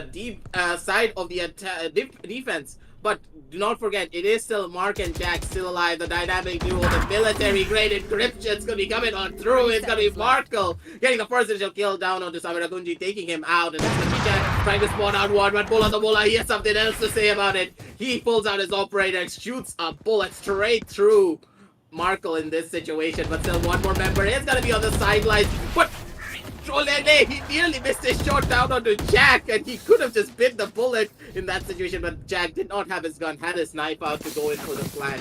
And it's gonna be another round on the side of the defense. Quite close, I would say, but at the same time, dominant nonetheless. Yeah, a really nice round picked up for Purpose Esports. They are starting to make a dent in the eco for Rebellious, but since Rebellious did pick up 4 rounds in a row, they will be able to afford one more round with the buys coming through. So Purpose, they're able to hold down here. The comeback will definitely be finalized, and they can try to pull off a really strong defensive half for them. Now Rebellious, they're going to try to switch it up though. Now going for a very aggressive push down onto this A side. The orbital strike to clear out the lambs. It's Yankee and the Reina able to push in. Now Rival, he's lurking in the smoke. He's gonna try to take down the spike carrier, but Yankee covering his back, he takes him down. Now Trolele with the trade denies the plant for Markolov. Trolele buying a lot of time for his team to come through on the rotate. It's gonna be right. Markolov using the lure to delay any sort of push. He gets the plant through, but now Evo, the first satchel fails. He ends up getting not enough verticality to be able to pull off the proper showstopper, but he will go down, use that move bot to get the info, find the 2-1 taps. Evo is annoyed that he couldn't pull off his showstopper, and he's showing it as an aim, but now Clone, the Evo's clone, he picks up 2. Now Clone will take down his own clone, make it a 1v1 Trolele versus Clone. Clone is really low, take it out his grenade, pulled out his showstopper, wants to play for the post plant, but Trolele, he's going for the peak itself. The showstopper will come out. Trolele, can you find the kill? Clone with the dancing shoes, the jiggles. Oh my god, what a push hit. That was too close. Rebellious. They had no business winning out on that round, but Cologne with the heroics being able to pull out so many kills of his own. These two Razors are going neck and neck against one another, ladies and gentlemen. You can see it on the scoreboard as well. Cologne going on 6 kills and Evo on 8 and 5 on his own side as well. These two Raze players are pulling out all of the stops to try and bring their team back and keep them in their match, but still it is going to be Rebellious with 3 more rounds in the lead on their side, but still at the same time their economy is not going to be looking pretty, even though they were able to win out on 2 consecutive rounds. And this is mainly due to the fact that even though they're winning out in a lot of their rounds, they're winning out very scrappily, and they're taking a lot of scrappy gunfights to a lot of the members' side. And this is going to be detrimental in the long run, as it's gonna be Yankee getting the first initial kill down with the Evo, but Evo, he threw his last dying breath, that grenade being able to get his own trade. He doesn't need teammates when he has his grenade in hand. You should run. 4v4 on the map, the lockdown gonna come down. It's Rebellious looking to commit onto this B side. The elbow and CT angles not entirely covered though, so they're gonna use the molly to hold it down. He's holding down the elbow angle, but Bola to Bola, turns CT, takes on Psychowski, Bola to Bola with another, and now Jack, he's gonna take down Rival, but one player is detained. I believe the detainee is the Sova, which is Trolele, and they're going to use that information to find that rotation onto A side. But Markolov did not know that Samirakunji was heavily pushed onto that B shot angle, gets taken down, and now the trap fire, the spy cam dart, all of it revealing while Jack, he's just cornered at every single angle. He will likely end up being taken down really soon. Doesn't even have enough time to get planted. The spams are just going through even with the operator. The recon drone is going to reveal him. And Jack, he's just going to get shot at from every way. Puckered with the bullets. It's the 3rd round picked up for Purpose Esports. Purpose, the way that they were able to hold that defense was absolutely incredible. Mainly the rotation coming out from Bola to Bola. He immediately made the rotation down onto the side of CT when he heard the lockdown coming on through, and this was super important because whenever you place a lockdown, you normally would expect the team to go in for a push, and Rebellious, playing into the hands of the side of the defense, went in for the push straight from the side of Hookah instead of actually using the lockdown as like a pseudo bait tool, then immediately rotating themselves down onto A. They played into the hands of the defense with the operator being alive. Bola to Bola, what is this guy on? Bara to Bara is like a perfect thing that Sieh told me in that last game, because this just fits the situation so well. He's constantly getting these first picks with his operator, and with the Cypher as well. Forget the Jet. I think that Cypher is the new operator main, it seems. I have the spike. It's what we saw in the cinematic, right? In the Yoru cinematic for season 2, the Cypher was opping. Yoru took him down, but Bola to Bola telling that Cypher how it's done. Bam! With that 3rd shot. What are these skills? Now looking for another Bola to Bola. I'm just in awe of his opping skills. Like, there's nothing else to be said. The shots are just insane, man. Like, I wonder if this guy plays Jet. wondering what will happen if he does play Jet. Like, Sieh, Yep. he's this good on the Cypher, and the Cypher is one of those one-off agents. Normally, if you miss a shot on this guy, it's gonna be all over for you. But Vola's like, nah, I don't miss shots. That's why I play Cypher, and that's why I can give my team information while I op myself. Such a beautiful game plan coming out from this one Cypher player. He's so dangerous when he has this operator in his hand. But at the same time, Rebellious, they need to try and find a way to take a lot of these fights against them. And it is going to be Psycholsky playing it smart in his own situation. Does set out the bot to see if he can just deter Bola in some way. But he's wasting a lot of his own utility because one of the Molotovs did come on through. This basically means that they're not really going to have a lot to work with when it comes to their post-plant situation. But they need to try and reach it. Yankee doing a really good job of baiting out the shock darts coming out from Trolele. Basically meaning that he cannot go in for the post-plant shock darts anymore. Now, it is going to be Rebellious, playing it smart and playing it slow, playing the clock down, but this is not something you want to do when you have such a rush-heavy composition. Because if you make a mistake when you're going in for your fast rushes, when you have a triple dealers combination, it is going to be a lot more difficult for you. Yeah, but they are now grouping up on this A side. Just Psychowski on the lurk. The running back coming out from Bianchi as they look to push in. Psychowski is gonna get revealed. Bola actually misses the shot, but Rival, he takes down one. Now Psychowski, he's gonna pick up the alt orb, make his way onto the other side. Has Beautiful control over that, and now Trolele is over with the Hunter's Fury. Already the retake on for Purpose Esports. You can see that they're making their way onto side. Now, Hotlock, he gets one for Rival with the return. It is Bianchi trying to push in.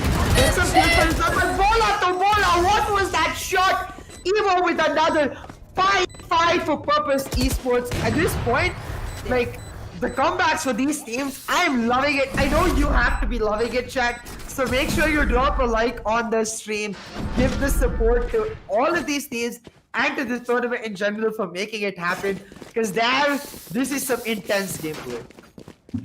First of all, Sieh, Trolele absolutely a nutty Sova player. The way he lined up his 100 speed was absolutely incredible as well. Normally, the default plant spot is in front of the van, right? He didn't exactly go in for the plant spot. He aimed it towards the right side a little bit more, knowing for the fact that, hey, the Brimstone has to go towards the left or right. He took a gamble, and Jack actually went to the right. This made sure that he had an easy way of getting a second 100 Fury, of getting that kill down onto Jack. And in this way, he also forced Jack to go backwards. If he pushed on forward, he's going to be going into the waiting arms of Clone, holding the pipeline, and Bola's gonna be there as well on this side. Forget the analysis of this round. It is Bola saying like, no, you will focus on me, and I'm gonna be showing you exactly what I can do. But from the sideline, it is gonna be Bianchi getting the first initial kill down on the Trolele, but Bola is still gonna be alive, but not for long, as Cologne sends a bullet straight through his head and one into his body to take him out. And ladies and gentlemen, it is gonna be 2 more defenders remaining to try and close out this round, but Samira Kunji with a classic nonetheless gets 1 kill down on the Bianchi, and it is gonna be leaving only Rival and Samira Kunji to try and fend for themselves to see if they can close out this round. No guns for him, I think that it was an accident on the guns, or he just didn't have the eco to work with. There's definitely an accident because they have the buys, and that's gonna cost them in the long term, because Samira Kunji forgetting to buy, because I'm looking at the bank, his teammates have 7k, 6k, 8k, 9k. The buy was definitely possible. I think Samira Kunji just wasn't able to request at the right time. That him not having the gun really ended up costing them there, because despite Bola being able to get the first pick, Samira Kunji not able to hold on to that hooker push, meaning that he just gets punished. And even though he did really well to pick up a kill with that classic, at the end of the day, the better weaponry just wins out. It is Rebellious now with a 6-5 lead. On defense, looking pretty strong. Now, it is Purpose trying to pull it back to even. We'll see if they can make that happen. As Rebellious, once again, they're saying what works. Why change it up at all? Going for this hooker push. They will all get blinded by Samira Kunji, though with the spam. He takes down Bianchi, now looking for more the shot dart. Will find a bit of damage. Samira Kunji is playing it slow. He's holding it down. They jump from this hooker, they will jump into his pan, and he will roast them up right there. But Clone, he went for the peak, he takes down Trolele, using the showstopper to find more. But Clone, he's pushing it to the side, doesn't check below him. Samir Kunji misses the shot though, and Clone and Jack in that crossfire able to take him down. Rival though, he finds the trade, and now Emo with his own showstopper, he'll find Jack. Now Emo looking for more, will cover his back with the boom bot. The chaos all around in this round will be mulled a little bit by Morato Bola's hat coming off, giving the information of the last two members of Rebellious. It's Saikovsky and Markelov, but look at this. Saikovsky is creating the noise 30 by seconds taking the left. TP, while Markelov holds on to a shot. Markelov could take down Emo. Wrong timing, OP. Markelov turns away at the worst time possible, ends up walking away from Emo, and now they're gonna go for this B side. But Emo on the flank, this looks like a tough round for Rebellious. 10 seconds left. Operator battle between Bola to Bola, the two Sentinel players of their side, but it's gonna be Bola to Bola getting the kill down on the Saikovsky in this situation. The operator just being a little bit too potent on the Cypher in comparison to the Killjoy, it seems. As ladies and gentlemen, it's gonna be clean slate moving on forward on the 6-6 scoreline to end the first half. And Sieh, that round itself was just so hectic, so many emotions, so many picks coming on out. Both of these teams threw everything at each other other than the kitchen sink, it seems. They were just constantly fighting and bringing the battle to each other. This just goes to show how good these teams are and how potent they are when it comes to being just absolute Valorant athletes at this point. Yeah, and I'm thoroughly enjoying it. I want to see an overtime here. It would be the perfect way for us to cap off the map 2 of the grand finals. And if you guys want to see an overtime, make sure you hit that like button. Show your support to these streams. Really motivate them, because they need all of that fan support as those athletes to be able to push them to the maximum, really show their best. Now, I think we're seeing a bit of a tactical pause. Both of the teams understanding that they're very well matched, and they need that extra edge in terms of the mind games, in terms of the calls to pull it through. They'll use this time to discuss exactly how they want to do it and then play on the basis of that. But now Purpose Esports on the attack. Bola to Bola will not be able to go to his trusty operator. So it really comes down to how they will look to play this, because they do have the advantage that for Rebellious, with the triple duelist, defense gonna become a tad bit difficult. They need to play a lot more proactively when it comes to their defensive half. And it is going to be a lot more difficult as well at the same time, because if you play too proactively and you go in for a lot more of these aggressive pushes, let's say that Purpose, they are a team that are very smart when it comes to a lot of their aggressive pushes. And whenever they are fighting like that, they're just going to be playing into the hands of Purpose. And Rebellious, they need to try and find a way that they can try and edge out a lot of these rounds. Maybe playing it aggressively on some rounds, maybe going in for a lot of the flanks and lurks. But at the same time, the lurks are going to be even more difficult, because it is a Cypher holding down the lurk instead of a Killjoy. Yep. So I don't know how Rebellious are able to pull it off. We need to see a lot of flashy mechanics coming out from them, or just out of the box thinking, because see, at this point, my mind is quite blank on how they are going to be opting to use this strategy against the side of Purpose. Yeah, now we're gonna go back into the game. The tactical pause is done. The teams have decided. As you said, Rebellious, they're gonna have to think outside the box to pull it back. But for Purpose, I think they will be comfortable in this attacking hub, because they displayed on Ascent a capability to play very patiently and use the rotations as much as possible. Coming into Bind, they have an extra tool to help them with that in the teleporters. So I want to see how proficient Purpose can be with the teleporters already. The setup you can see for Purpose, they're stacking around this B side. 3 members going for the B long push with Emo down a B shot and the Cypher lurking down at A showers. So the Trapper is set up for his team so that they don't get flanked, meaning the Cypher gonna play a very lurky role, something that we've seen from players like Whitehorse, for example. Gonna try and create a lot of pressure in one side, gain the pockets of control for his team, while the rest of them push out another. Now, all of Purpose, they made a teeny bit of noise towards B, but they're now going for the rotate. They have acquired this 3 stack of Rebellious down at B, so they will be able to walk into A without much utility protecting. It's just the Raze in clone with the grenade and the boom bot up to him to hold down this defense. Now Purpose, they're very calm and they're very patient, but they're not making moves just yet, and that might cost them because the rotations are starting to come through. But the smokes for purpose, the heaven smoke, in they go looking for the picks. They will find Jack right here. Jack caught with the molly in his hand. He'll get taken down. Markle for the trade though, but Bola able to find him, hitting a 2v2 on the map as Clone finds the trade. Now Boombot towards the lamps. Clone trying to hold it down. The jump shot as he tries to get something done, but they're trying to take the TP, but Clone able to stop it in the right time. The spike will not go through, and Bianchi on the other side with another kill. It's Rebellious with a huge advantage.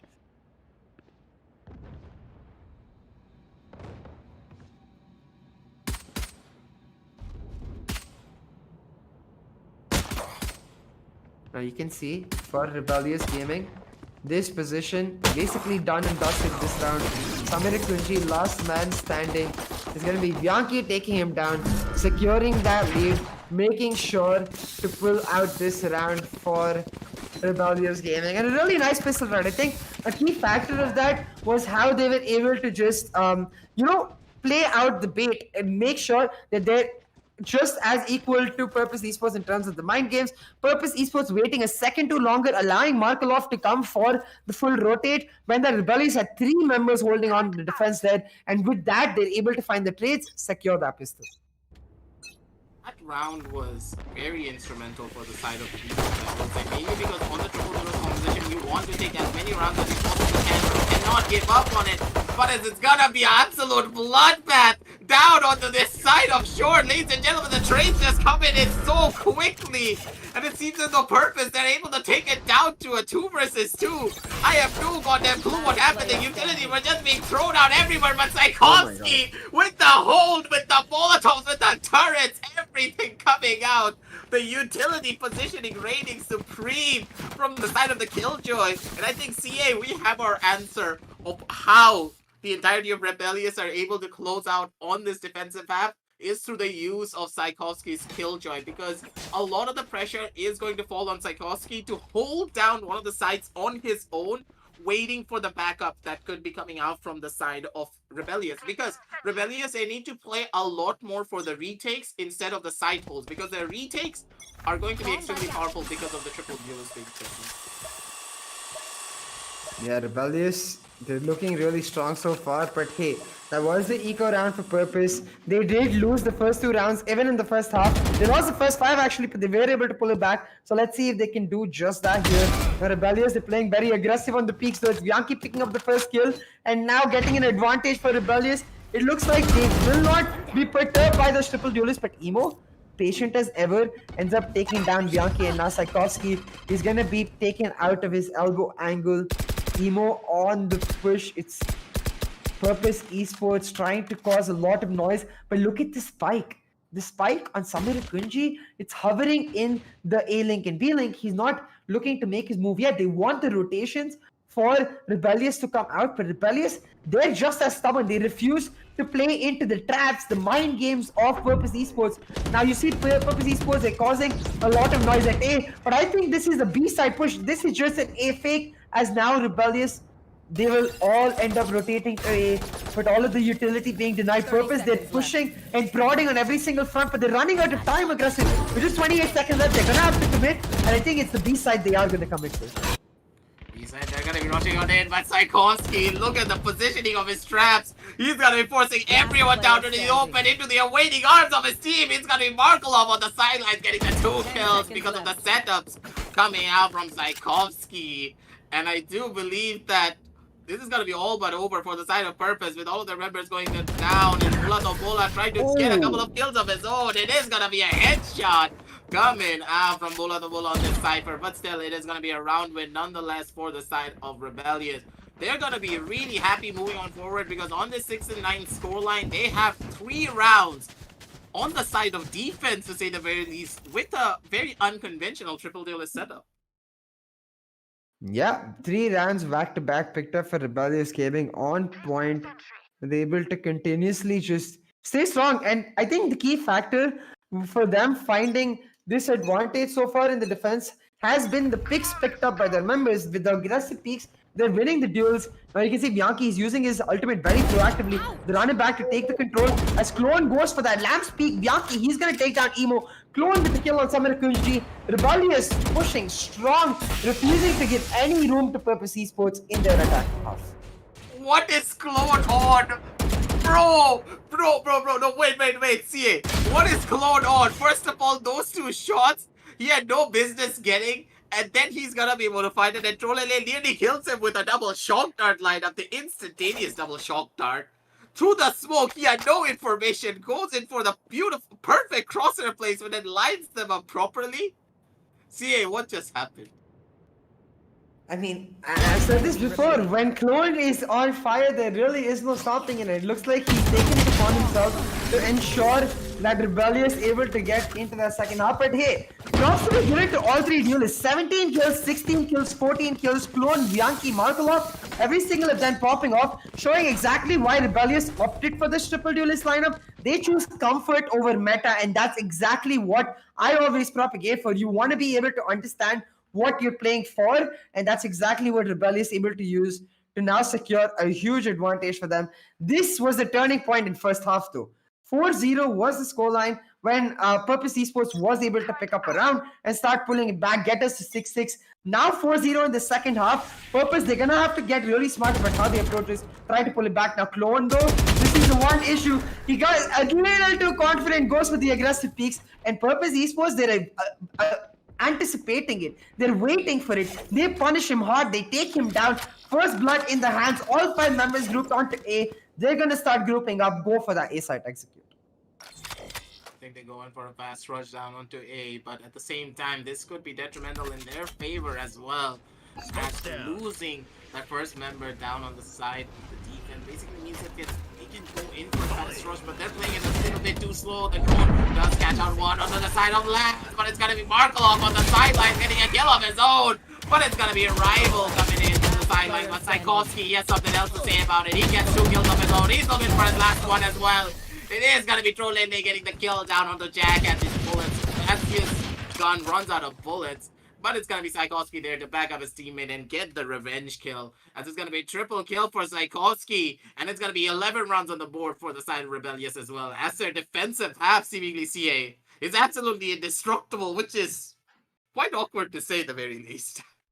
Yeah, like a defensive half for a triple duelist being that strong, it's not what you expect, but I feel like Purpose Esports right now, their patience and their calm approach is what is really hurting them, because once you get that first pick, you just have to commit really hard, knowing that the other team, they don't have info at all. The Killjoy usually playing on B. When you're getting a pick onto A, you can hard commit onto A, knowing that there's no Sova, that there's no real denial agent. Use that pick to then facilitate the side control and play for that. Purpose, they're looking to do that this round though, but Jack, he goes for the peak, he takes him down, but the fade away kill with Emo's grenade meaning down, it's 4v4. Now see, the Empress is popped for Rival, and the neural theft for Bola to Bola will give the information of where all of Rebellious are. The lockdown is not, but Rival, he's able to pick up a kill, get the invisibility and get out of the side, but Bola to Bola, he will end up taking the TP as they look to make their way onto A side, but you see, Purpose, they're playing the mind games here.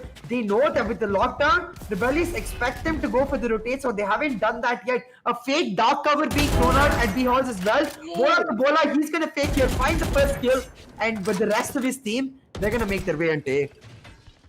Bianchi on the sideline gets a kill down Oh on Gunji, and this could be all but be over. But Tchaikovsky is not going to be able to find out the last remaining member. Maybe if he gets this kill, pulls out the alarm board in the wrong situation. I do believe that Tchaikovsky, he had a little bit of a technical difficulty. If he got that kill down onto the spike planter, it could have been what he needed. He was not able to. He needs to go into this retake situation down in this 1 versus 2. Does have all of his utility in his arsenal, and he has the alarm. He has his bot as well to see if he can get a little bit of information, but nothing has been found just yet. Slowly keeping his way forward down towards the side of 2, making a lot of footsteps on his own accord, and it's gonna be Bola to Bola going in for the swing. He hears the footsteps on his left side because of Trollele, but it's gonna be Bola to Bola instead. Going in for the wide swing coming out from the side of CT to take him out. And Sieh, it's finally time for the momentum to shift towards the side of the attackers, because now on the 7-11 scoreline is where they need to fight. Otherwise, you know what happens when it goes to match point. Yeah, Purpose Esports with that round, as you said, it was their time to fight back, and fight back they did. But it was still an expensive round for them. So you can see Emo and Samira Kunji, they won't have full buys just yet. They set foes on to a Judge and Bulldog. They need one more round to stabilize their eco, and they're gonna try to do that, expecting an aggressive peak. Samira Kunji waiting for Clone, takes him down, and now with that advantage, they can try to go for the A side execute. But this time, Tchaikovsky, he switched up his setup. He's holding down with the operator on this A side, looking for the peaks for himself now. Playing a very awkward angle. I think he can barely see through the smoke, but should be enough information for him. Now Samir Kuji going for the TP, will spot Tchaikovsky and the Killjoy with the operator, giving the cue for Emo and the rest of his team to go in. Obliterated indeed. Emo finds another clip, and now Tchaikovsky holding down the heaven with the operator. He's gonna find one for the side of Rebellious. The spy carrier is down, but Samarakunji able to pick it up, will be able to get the plant through. Trolele holding down the short angle. He finds another. Purpose Esports, they did this in map 1, they're doing it they did this in the first half, they're doing it once again here. The comeback definitely on. Ooh. Yaki, he does clear out all the angles of Showers, so they know for a fact that there is no one down here on the side of Showers. Everyone has to be on the side of Labs, and it's gonna be Rival taking the first initial peek, uses the dismiss to get a little bit of information for his team, but it's gonna be Emo going in for the peek of his own, but Tchaikovsky, the quick scopes coming out from the Sentinel player, absolutely incredible, but Tchaikovsky misses out on the bot. And he does not have enough time to go in for a defuse. He's gonna be running away, trying to save his operator for another day. As ladies and gentlemen, it's gonna be another round on the board for the side of the attackers as they're coming back slowly but surely. Absolutely huge by Purpose Esports to win that round, because now with the stabilized eco, they will be able to push through, try and dent the eco for Rebellious itself. Now, Tchaikovsky, he did manage to get the save, so he will be able to buy a gun for one of his teammates, which will mean that Rebellious, they should be able to afford all the full buys as a whole. Look to play with these buys to secure a match point for them, because otherwise, not only does their economy get hurt, but Purpose Esports with that boost and the breathing room will be able to close down the distance and close down this lead that Rebellious have in their favor. Now Purpose, they understand that Rebellious are very unlikely to go for the aggressive peaks, knowing that Purpose have punished them once again. So it is Emo instead looking for the peaks on himself, using that boombot as info tool, getting a lot of hookup pressure done here. Now they are moving on to this B-long angle, but Bianchi, he's holding it down. I don't think they're going to expect his positioning here. If Bianchi does go for the peak, he might find a couple here, but the drone likely to come out for Trolele will end up revealing him. The drone backed up by Bola to Bola. A really nice combination there to secure that first blood for Purpose Esports. They're going to move in aggressively now. It's down to Markelov to hold it down. Markelov in guarded, but the jump from Trolele. This combination of Sova and Cypher just completely outplaying Rebellious Gaming, baiting out this ultimate, and now with all the pressure that Samir Kunji has created on this A side, they will be able to get the rotate of Purpose Esports. Well played. My brain is trying to comprehend what it just saw, and that was absolutely incredible. Sieh, I am astounded by the team play coordination coming out from both of these players. Trolele and Bola to Bola. Bola to Bola has insane aim, yes, but when his team is setting him up like this, it's just free pickings. It's like taking candy from a baby, seemingly, as Bola to Bola just gets headshot after headshot, kill after kill, using all of the contact being made by his team. This Cypher is pretty much a duelist at this one. I don't know how else to put it. I mean, this is the hometown of Cypher, and say Bola to Bola, he literally, like, being very true to that sense, able to just frag out of his mind, and he is one of the best players on this Purpose Esports. Like, as you said, the props has to be given to the entire team, because the way Trolele is setting him up too, that's absolutely phenomenal. Now, Tchaikovsky and Jack, they have to go for the saves because their team is hurting a little in terms of the economy. But with these two saves, and with Yankee, Clone, and Markelov each having about 1,000 in the credits in the bank, they will be able to afford one more buy round. Losing this buy round, though, will force them onto an eco where Purpose Esports able to pull it back to 11-11. This round going to be the turning point for either of these teams. If Purpose Esports able to win yet another round, then they will be on the right track, pull off a huge comeback, take us to that even Steven scoreline. But if Rebellious Gaming, if they can turn it back around, pull out this round for themselves, they'll get match point in their favor. It's set out to be a banger. So make sure you hit that like button, subscribe as well, because I am excited. I can't wait for what's about to happen. We'll see though. As Purpose Esports, they make their way into showers. Bola to Bola! What are these skills? Pulls off his hat as well. I mean, literally hats off for the aim, but he's gonna pull off his hat for the info as well. Now getting all of the positions of the side of Rebellious, and now grouping up as they set up this A-side execute. It's gonna be down to Markelov and Jack to hold it down. 5 members against 2. That's a difficult task at hand.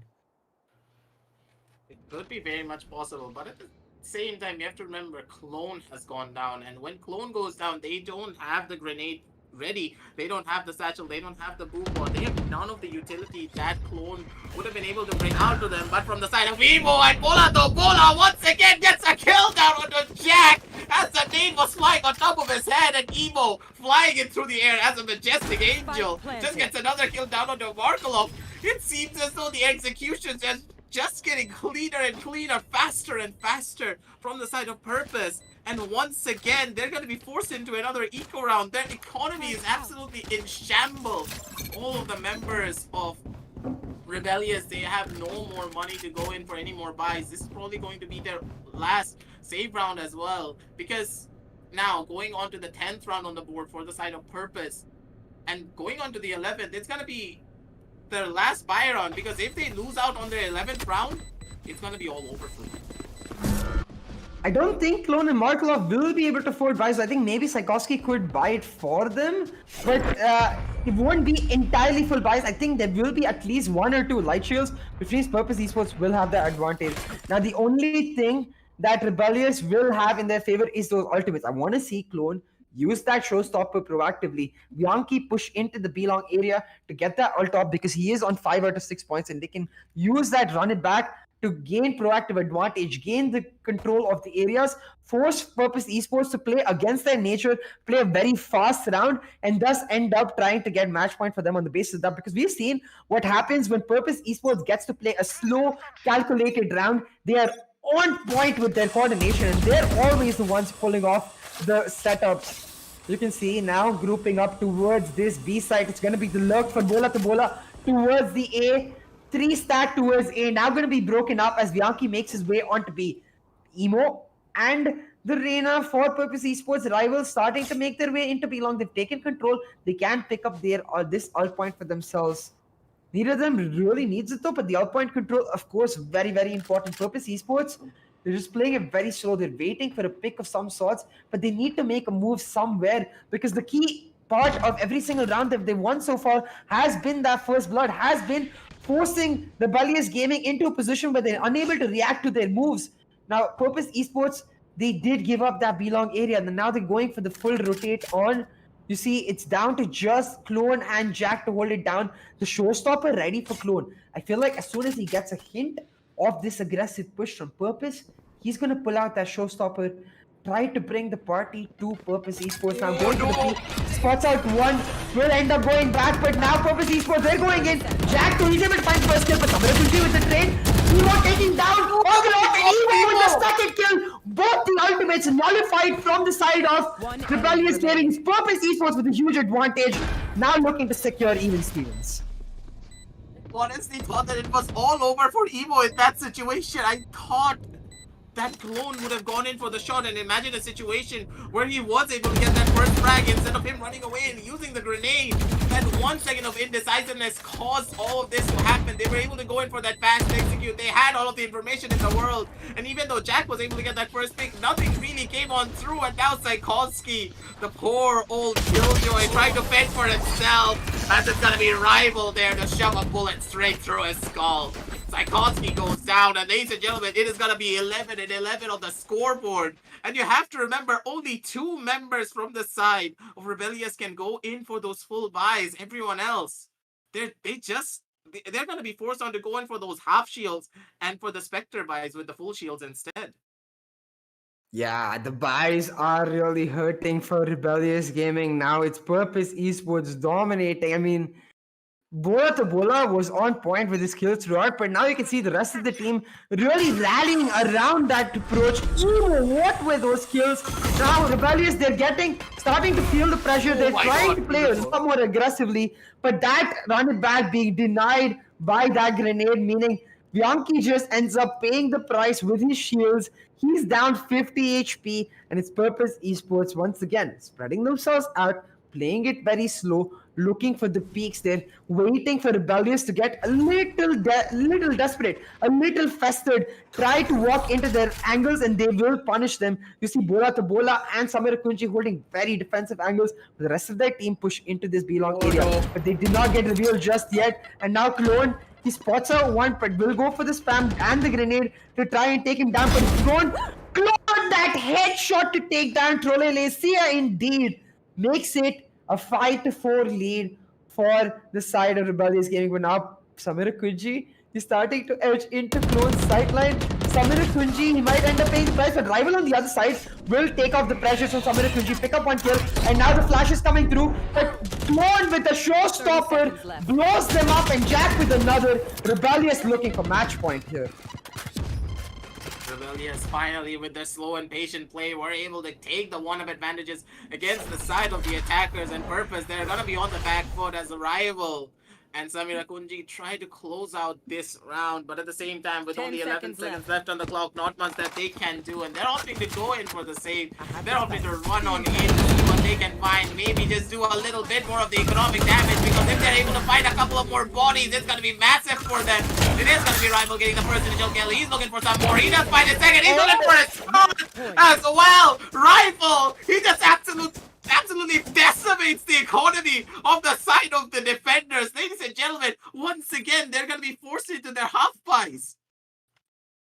I mean, that's such a double-edged sword now, because now Rival taking down all those members, as you said, will force Rebellious into a force buy, but that happening makes you wonder, could Rival and the side of the Samir Kunji have gone in for those plays earlier? They might have even pulled off that 4K, pulled off the round for them and got match point for them instead of match point for Rebellious. But that teensy bit of indecisiveness means match point for Rebellious, and now they just need to hold on. Now 3 buys across for Rebellious. It's Clone, Bianchi and Saikovsky with the full buys. Markelov and Jack with the Bulldogs instead. Purpose, they are trying to switch it up. They're going for a very fast execute. They haven't done this at all, and it might just work out for them. Emo with one kill, the Empress pop, with Bola to Bola with another, Jack finding the third, Bola to Bola with the fourth. Overtime is here. Overtime is on the cards, guys. Let's go. We cannot say overtime just yet, but maybe with this hand coming off, we may just be able to say it. But at the same time, it's going to be Markelov getting the first initial kill down on the Samira Kunji, taking us down to a 3 versus 2 situation. The fight is going to be intense coming out from both of these teams, but it's going to be Bola to Bola saying that I'm going to be here, I'm going to be able to take you out immediately, and coming out is going to be the Hunter's Fury as well. This could be all but over, but Markelov, he has something else to say about it. He could be able to just clutch out this round. The recon ball's going to be coming out as well. Markelov, absolutely insane, clutching it out for Rebellious. It's going to be 11 and 13 on the scoreboard, with the map going in the favor of Rebellious. Absolutely insane from this Reyna player. Rebellious Gaming 13 to 11. They take down map 2 to take us to map 3 at the brink, at the edge. They were down 2 members, but Markelov picks up that Reyna, pulls it off, 4K to his name, and a huge clutch to win the map for his team. That was absolutely insane. Markelov, I mean, I will say that for Purpose Esports, the peaks really do not need to come in so early. The Hunter's Fury as well, coming in a bit too early, ended up playing into Markelov, but the aim for Markelov, oh my god, absolutely nuts. Purpose Esports, they dropped the ball at the last moment, and Rebellious very happy to take us to map 3. That is why you should never count out your opponents, even when they are down so many members. Markelov just showcasing the fact that, hey, if you give me the chance, if you let me isolate a lot of these 1v1s, I'm going to be able to come out on top. And him with this pristine aim, as he stated before, and with some small misplays and miscommunications coming out from the side of Purpose, them getting a little bit too excited, it seems. They dropped the ball, and it was Markelov catching the ball and being like, yep, it's my time to shine. He was able to close it out for Rebellious. A beautiful clutch round indeed. That was absolutely insane. If you guys enjoyed it, make sure to hit that like button, subscribe as well. Show your support for these community cups, giving these players their moment to really get themselves into the limelight, to shine, to show us what they've got. That was absolutely nuts. And you know what? To celebrate, we do have a giveaway ready for you guys. We will happen in this grand final, so stay tuned. Make sure you're there for the action going into map 3 to be able to participate in it. But damn, Map 2 was absolutely insane. In fact, both of the maps, right? 13-11 to the home map of Purpose Esports Map 2, and Map 1, 13-11 to the map pick of Rebellious, and Map 2 going into Map 3, which is not the pick of either map, just the remainder map. It begs the question, which team will be able to edge their position out? Which team will be able to hold strong? I'm just excited waiting for it, and I know you guys are too. So make sure you stick around for it, because this is going to be one hell of a banger. We'll go set up for it really quick, give the players a moment to breathe, and be back with you really soon with the Team Mahi Community Cup, powered by Corsair and Zotac Gaming, with Hive as our merchandise partner. See you in Map 3.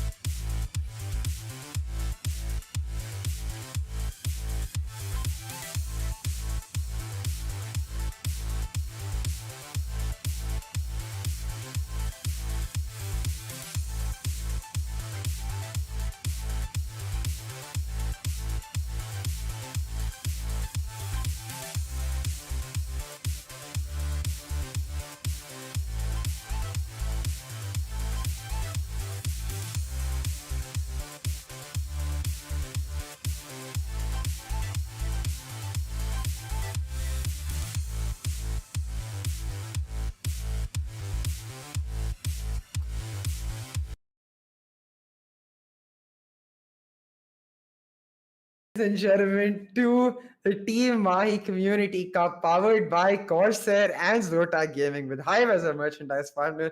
I think all of us are still a little bit shell-shocked from the action in that game too. So Malav, you're watching it from the spectator point of view. How is it for you? Oh man, I had goosebumps coming into the last 2v4. I really thought Purpose Esports had it secured. You know, we were heading over to overtime. I was waiting for a bit, and then I suddenly see a beautiful 2v4 coming out, and that was so well played by Khan himself. That role swap of him coming onto the arena really worked out in the end to help him win out the gunfight. Yeah, that 1v2 was just absolutely insane. And the fact that they were able to pull it off, I have to start wondering, for these teams, they are facing a lot of pressure. They are playing under a lot of reps. The idea of playing throughout the day, they played the semifinals and now they're playing the finals. It has to start building up. And which team is going to be the first to break? Because going into map 3, it is going to be that like new map, like Split, even though it's not a new map, it has been changed so drastically that the angles you peek, that the strategy you use is absolutely brand new. So I'm really excited going into this third map. Now, guys, remember, to celebrate this amazing action, we have an amazing giveaway set up for you. So make sure you stick around, because like, why wouldn't you want to watch this amazing match? I mean, if you don't, you stick around for that jersey. And if you want any other like peripherals for yourself, go participate in the giveaways in the link in the description. Subscribe as well. Let's try to get to 6K subscribers today. But Malav, I mean, over to you. Talk to me more about this Split and what strategies we can expect team to pull off here. Right. So you mentioned it being a new map in terms of the changes coming in. It's also a new map because we haven't seen both teams perform on this map at all throughout the tournament. Because that's one map that you don't really see teams going towards, because generally, if you follow the trends, teams love to see the Ascent, Haven, Bind coming in. We just see those are the three default maps you usually see in a best of 3 series. But talking about the Split, the new one, it's going to be really interesting to see how that works off. In the older versions of Rebellious Gaming, right, when we still had Strokey, when we still had Buster, and there was a bit of the change lineup that we saw, we knew that they like to play the central, they like to play the Killjoy instead of the Cypher. And now I'm really interested to see if Psychowski still sticks the Killjoy, or does the Killjoy, or does he move on to the Cypher based on this map? So it's interesting to see how that role swap is going to work off.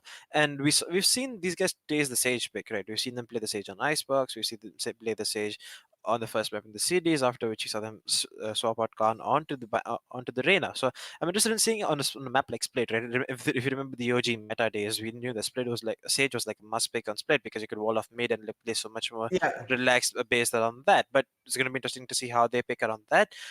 Breach is definitely like a must pick coming in, and if you remember, Samir Kunji used to play a lot of Breach on this map, so he's obviously going to play the Breach, and it's going to be interesting to see how we played on that, because we haven't seen a Jet pick coming out from Purpose Esports, if I'm not wrong.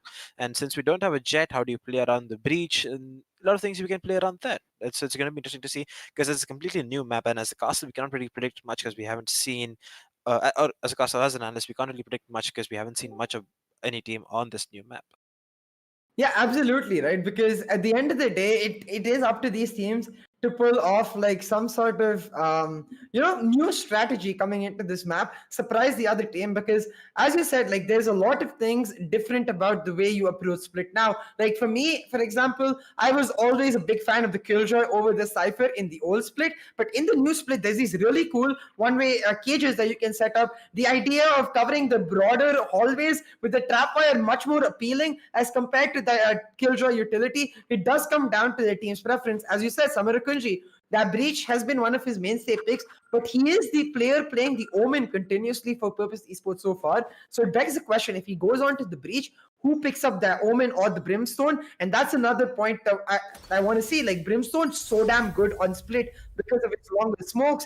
You get mid control much easier, and I'm just excited to see. So now I think we're set up for agent selection. I'm excited to see what does end up coming into play. Maybe we even get to see a Sky for either team. That would just that would just be the perfect way to end us off. They take the cake and just set us up for success. But instantly looking at it, it is the Sage and the Killjoy for Psychowski. They're gonna keep Markov off on the Reyna. They know he clutched it out for them last time.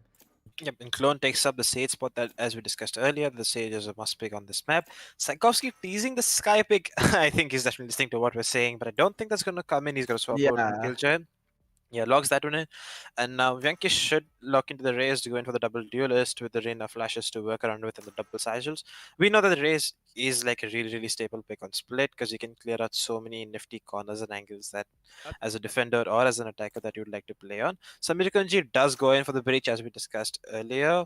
He is a breach main kind of person, and Trolele picks up the smokes with Bolag hopping onto the Cypher, and even rivals should lock into their respective duelists with the Raze and the Jet if things are looking as we see on our screens right now.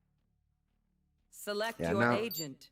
It will be rival on that Jet coming through. We were wondering who is going to pick up the Jet. He won the flash and dash combo with the breach. It will be rival doing just that. So this will be an interesting setup for either of the teams, because what's even more cool is that going into this map, it is Rebellious on attack and the side of Purpose Esports on defense. I think for both of these teams, if that's the opposite side that they ideally want to be on, They want to be like this double sentinel. They want to try and hold it down in defense, deny that flash and dash as much as possible, and hold down mid using the sage wall. And for that breach combination, you want to be proactive. You want to use the newfound broader hallways in this map to continuously take the aggression. So this first half going to be really important because whichever team able to find the advantage in a half where they're not as comfortable will look to just finish it off in the second half. Where do you think for Purpose Esports, for Rebellious Gaming, the edge lies? Because now without that initiator, they're going to purely rely on Markelov's flashes for them to really push through. Yeah, but I am expecting, given how we've seen Clone play right over the last two maps, I am expecting him to hop onto Battle Sage, you know, going for a little bit of that aggressive gameplay. This time around, we see the A hit coming through with Markelov and Yankee leading the charge. There comes the nade and the Lear to help them execute onto side. But there is Solel Bola on the side, followed by Rival. Both of who are going to go down, but with one kill being secured. A 3v4 coming in for the attackers who are in the Maradona situation right now, Spike looking to get the planted. spike down. And they started playing the role of the sixth man. It's going to reveal Emo's position and also do some damage. Now Samira Kunji though just has a flashbang, to his usage, in his pocket to be able to use. And with Classics, this retake might just be a little harder because there's so much more close range fights that you take. But just I say that Tchaikovsky with the Classic, he's going to get himself 2 kills. Trolley in this 1v3 situation now. Not much HP to work with, and Tchaikovsky with another. Tchaikovsky is kind of like the king of pistol rounds, in my opinion. Because remember on Icebox, he had a 3-piece on Killjoy as well. He really seems to excel in these situations. Yeah, I mean, he's an AWPer, right? Like, we've seen him pull off the AWP, and those kind of players usually have just insane aim, and insane aim is the perfect way to be really good at pistol rounds. So I think it does play into it, but yeah, I really like his setup as well. Playing the lurk angle with that turret up front, not peeking when the turret went down, meant that they had no idea that he was still in the lurking side of the T-side entry to the A-side area, able to just pick up a triple, secure the pistol, and the strategy for Rebellious is very simple. We will just run at your face and know that we have the better aim to just rush to the site and use the advantage. Now, I don't know if that was intentional, but a really nice wall with the turret combo to get that turret in a slightly more vertical position. In 15 seconds, Rebellious does decimate Purpose Esports. Yep, now it's just down to Bola who's gone in for this big flank, and they are expecting exactly that, with Venki expecting this flank, and but Bola lands a beautiful shot with a Classic there. But I think that's going to be the only amount of bleeding we see coming out from Rebellious Gaming, as now the alarm bot will reveal his position and he's going to be vulnerable. And Clone's already cut off his rotation, so there's not many options he has to go in terms of places where he can go. And now he should be hunted. There comes the flash, but it's a bit too far away. He's gonna get himself 1, but Tchaikovsky with the ghost gets himself a third. 3k in 2 rounds. Tchaikovsky starting off on the correct foot.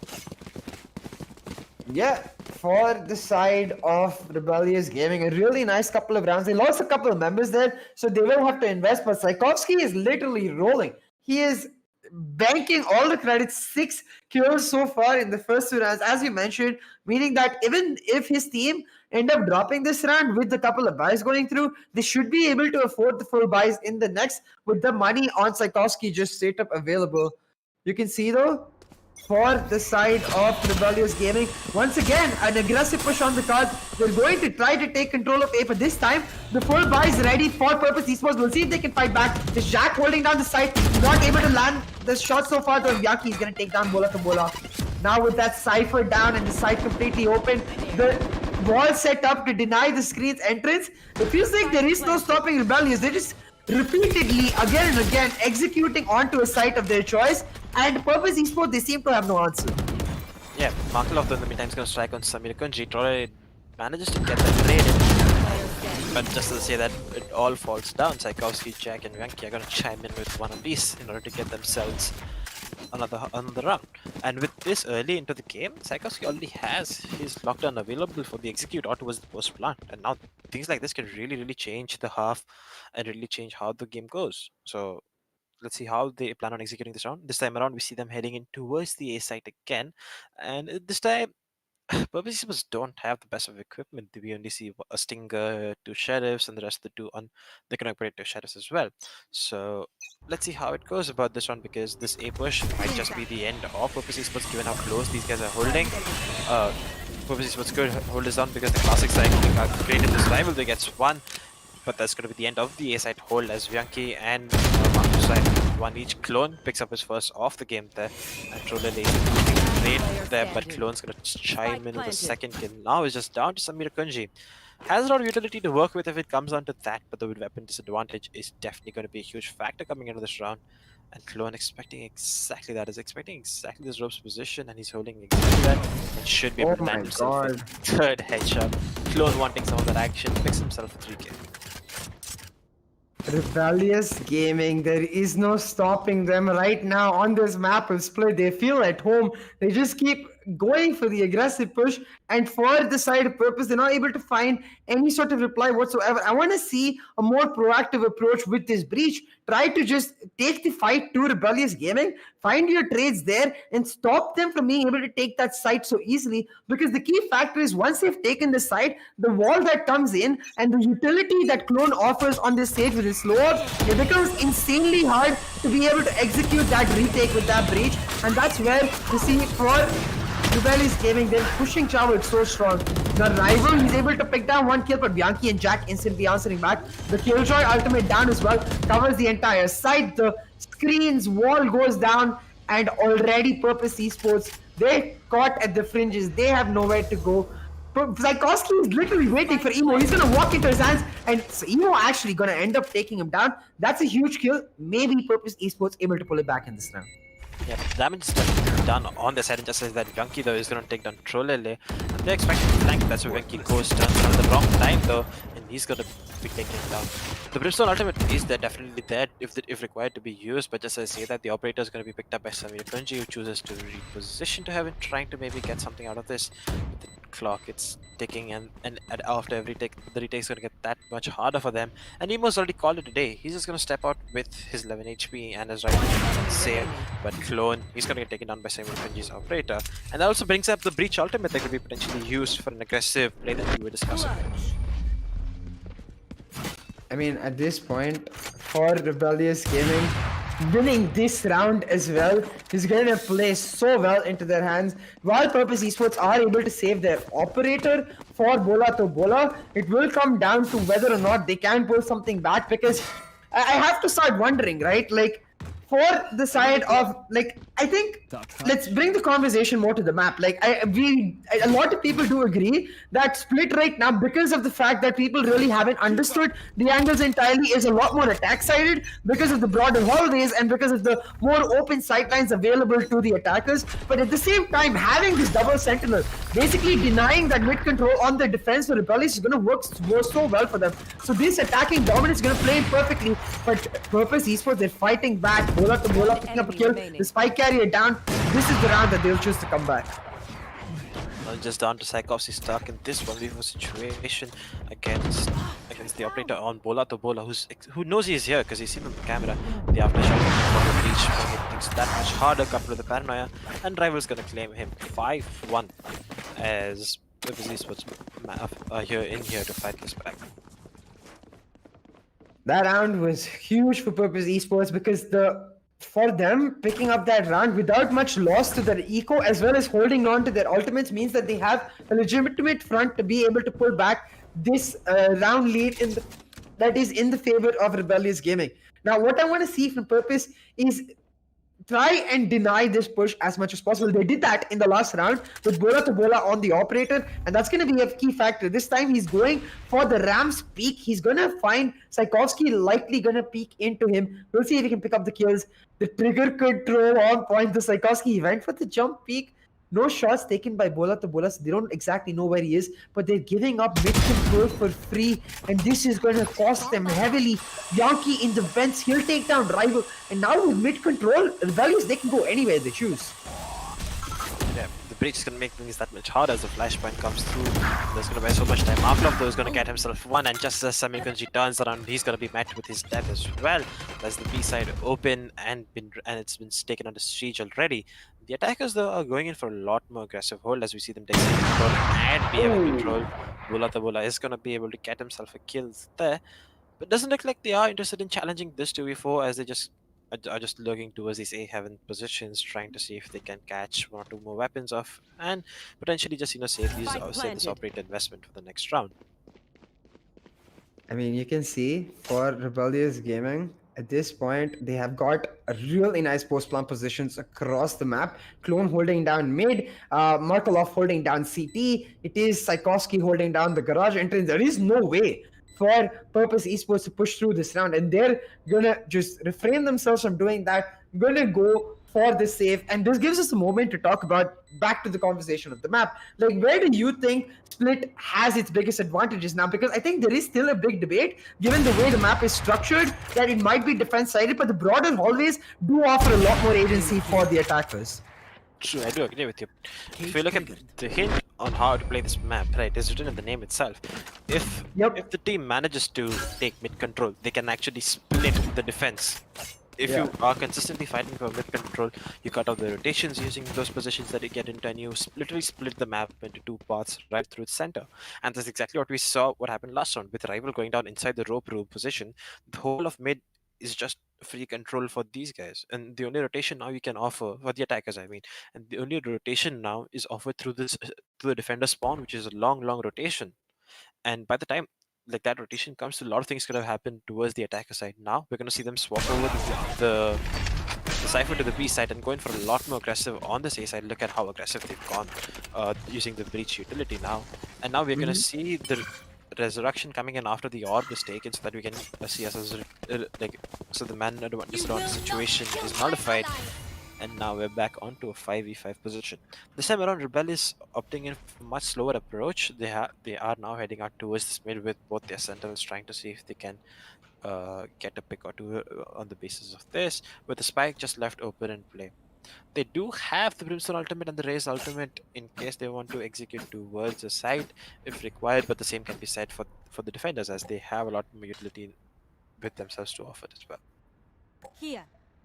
You see, Purpose Esports, they're being stretched across the map. They're not used to this style of play from Rebellious Gaming. They're used to Rebellious Gaming just playing aggressively, walking into them, so they're not sure where to go. The rotation's coming left, right, and center. It will be close starting us off, but now Markolov being taken down, meaning the spike is dropped towards mid. Bola to Bola with another towards heaven, meaning Yankee is down. Now Purpose Esports, they're looking to hold on. They're gonna pick up one. The breach ultimate gonna come out. Rolling Thunder cause all of Rebellious to roll up the dart as well. Now Rebellious getting a 4K for Summer Kanji. Flawless round. Is this the comeback that we've been looking for? This is the beauty of the breach on this map that we're exactly speaking about. We've seen this coming in from the TSF days. Samir Kanji rocking that breach like an expert, aggressively using his utility, the breach ultimate and the flash into perfection after the buffs. This time around, okay, this is something extremely interesting. For a brief moment, we saw a dual operator setup coming out from the attackers, but now the operator will be passed on to Clone, and Tchaikovsky sticking to the rifle, while Bulla to Bulla picks up his operator. Rival going in for the Spectre is a really interesting buy coming in for me, because despite having 6,300 in the bank, they choose to go in for the Spectre, which is, I'm not sure if it's just to save up for economy for the next rounds, or is it to farm up bank to be able to afford the operator into the next round if they drop it.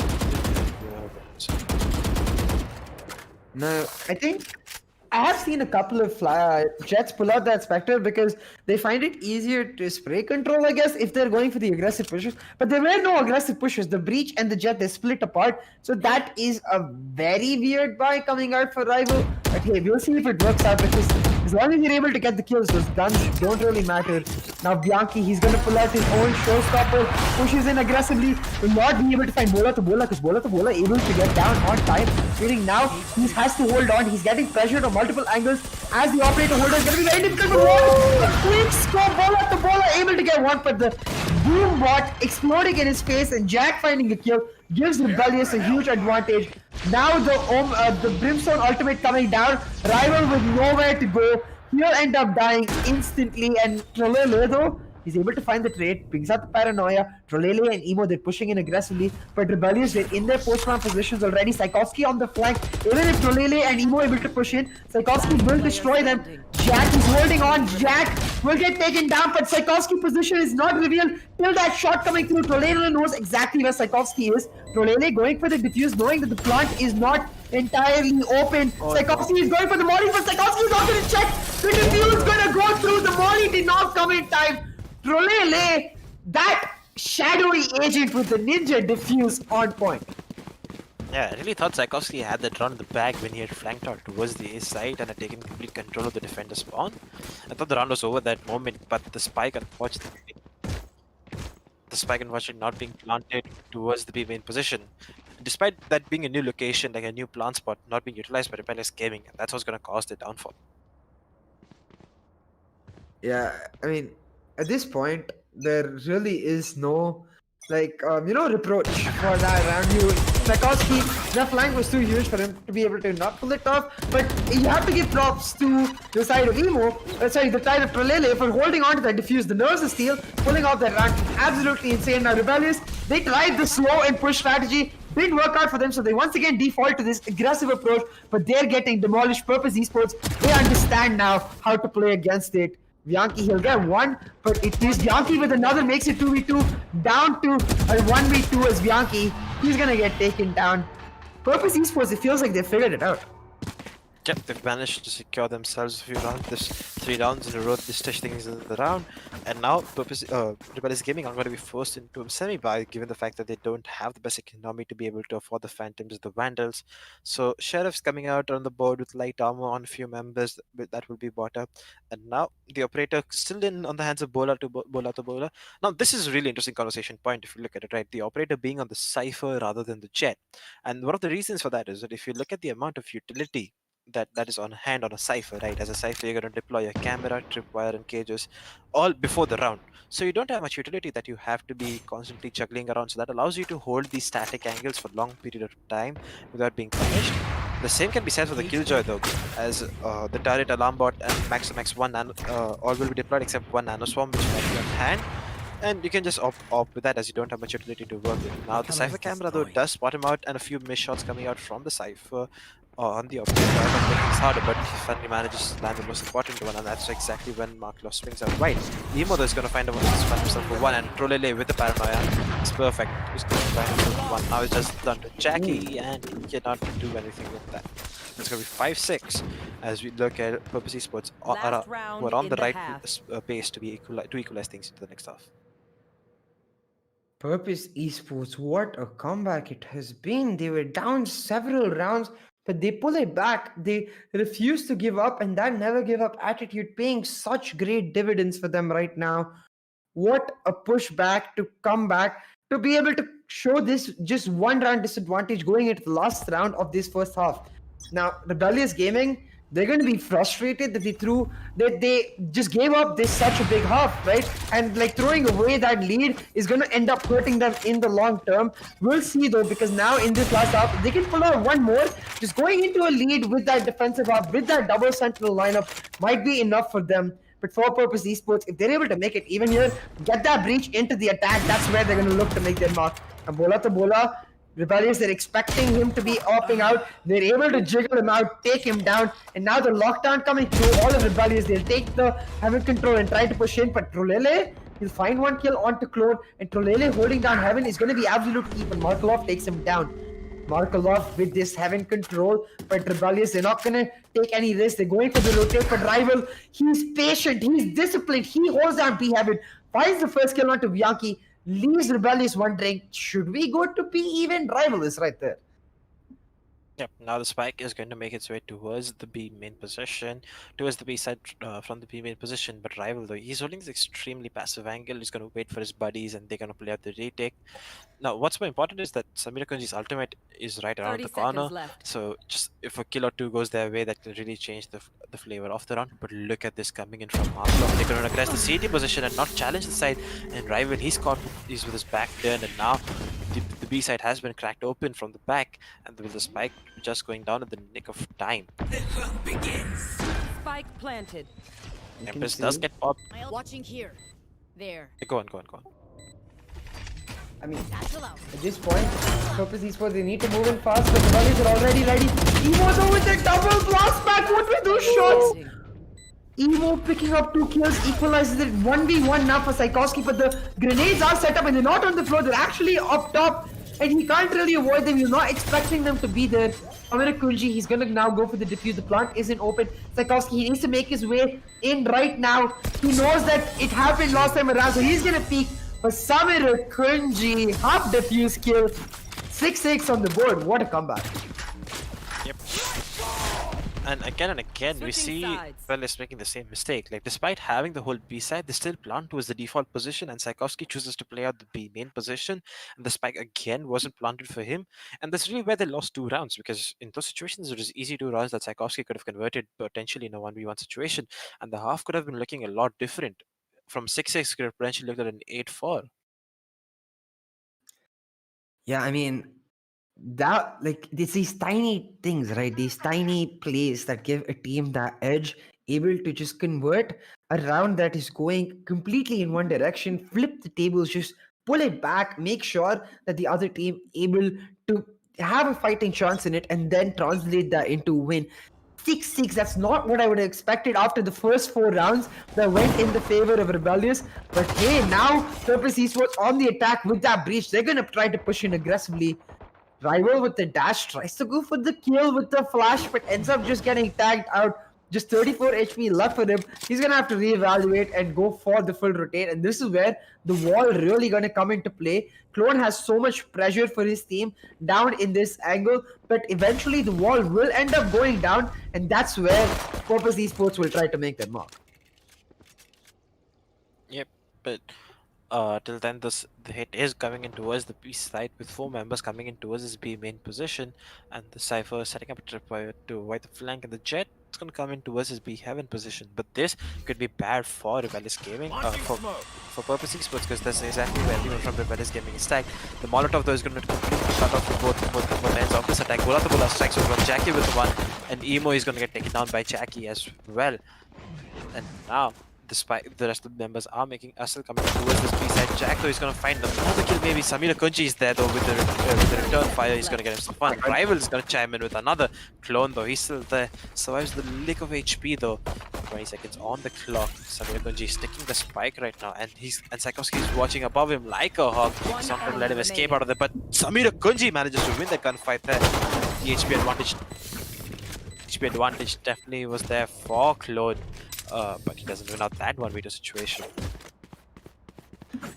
Clone almost able to hold on to that B side. Will get denied though. Samir Kunji with his trusty chair able to pull it off, get that pistol round in the favor of Purpose Esports. And I believe that's the first round where they've taken the lead, and it might spell the way this rest of the attacking half goes, because I do believe with this breach they're going to be much more comfortable here, especially considering the more open hallways. Like Split itself for competitive esports was considered like a slightly more like contested map in terms of attack or defense as compared to pubs, where it's definitely a defense. But now with these changes, it becomes much harder to be able to defend it, because you see the teams, they can go for such aggressive executes. Purpose Esports using the better of their guns. Emo with the double satchel, they get the first blood, and now with the side control, they're looking to hold on.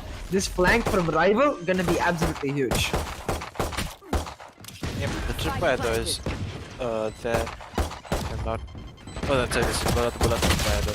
But in the meantime, Clone though, he's already made his way onto side, despite Rival being right behind him. Rival's finally gonna chime in with his kill. 8-6. Purpose Esports are continuing this red hot form, coming themselves stringing runs together and together.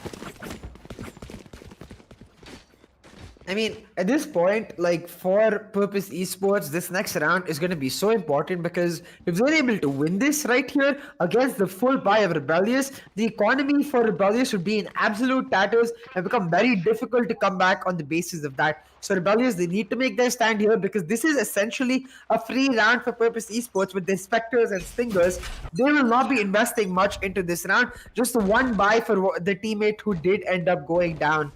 See, they are going to spread themselves out, look for that mid control, and Clone, without even putting the wall, he gets caught out. Samir Kunji by the seismic blast. Purpose Esports taking control of this map, now in the driver's seat to secure a huge economic lead. With the mid control here, they can choose wherever they want to go. It's going to be down to Jack to hold it down.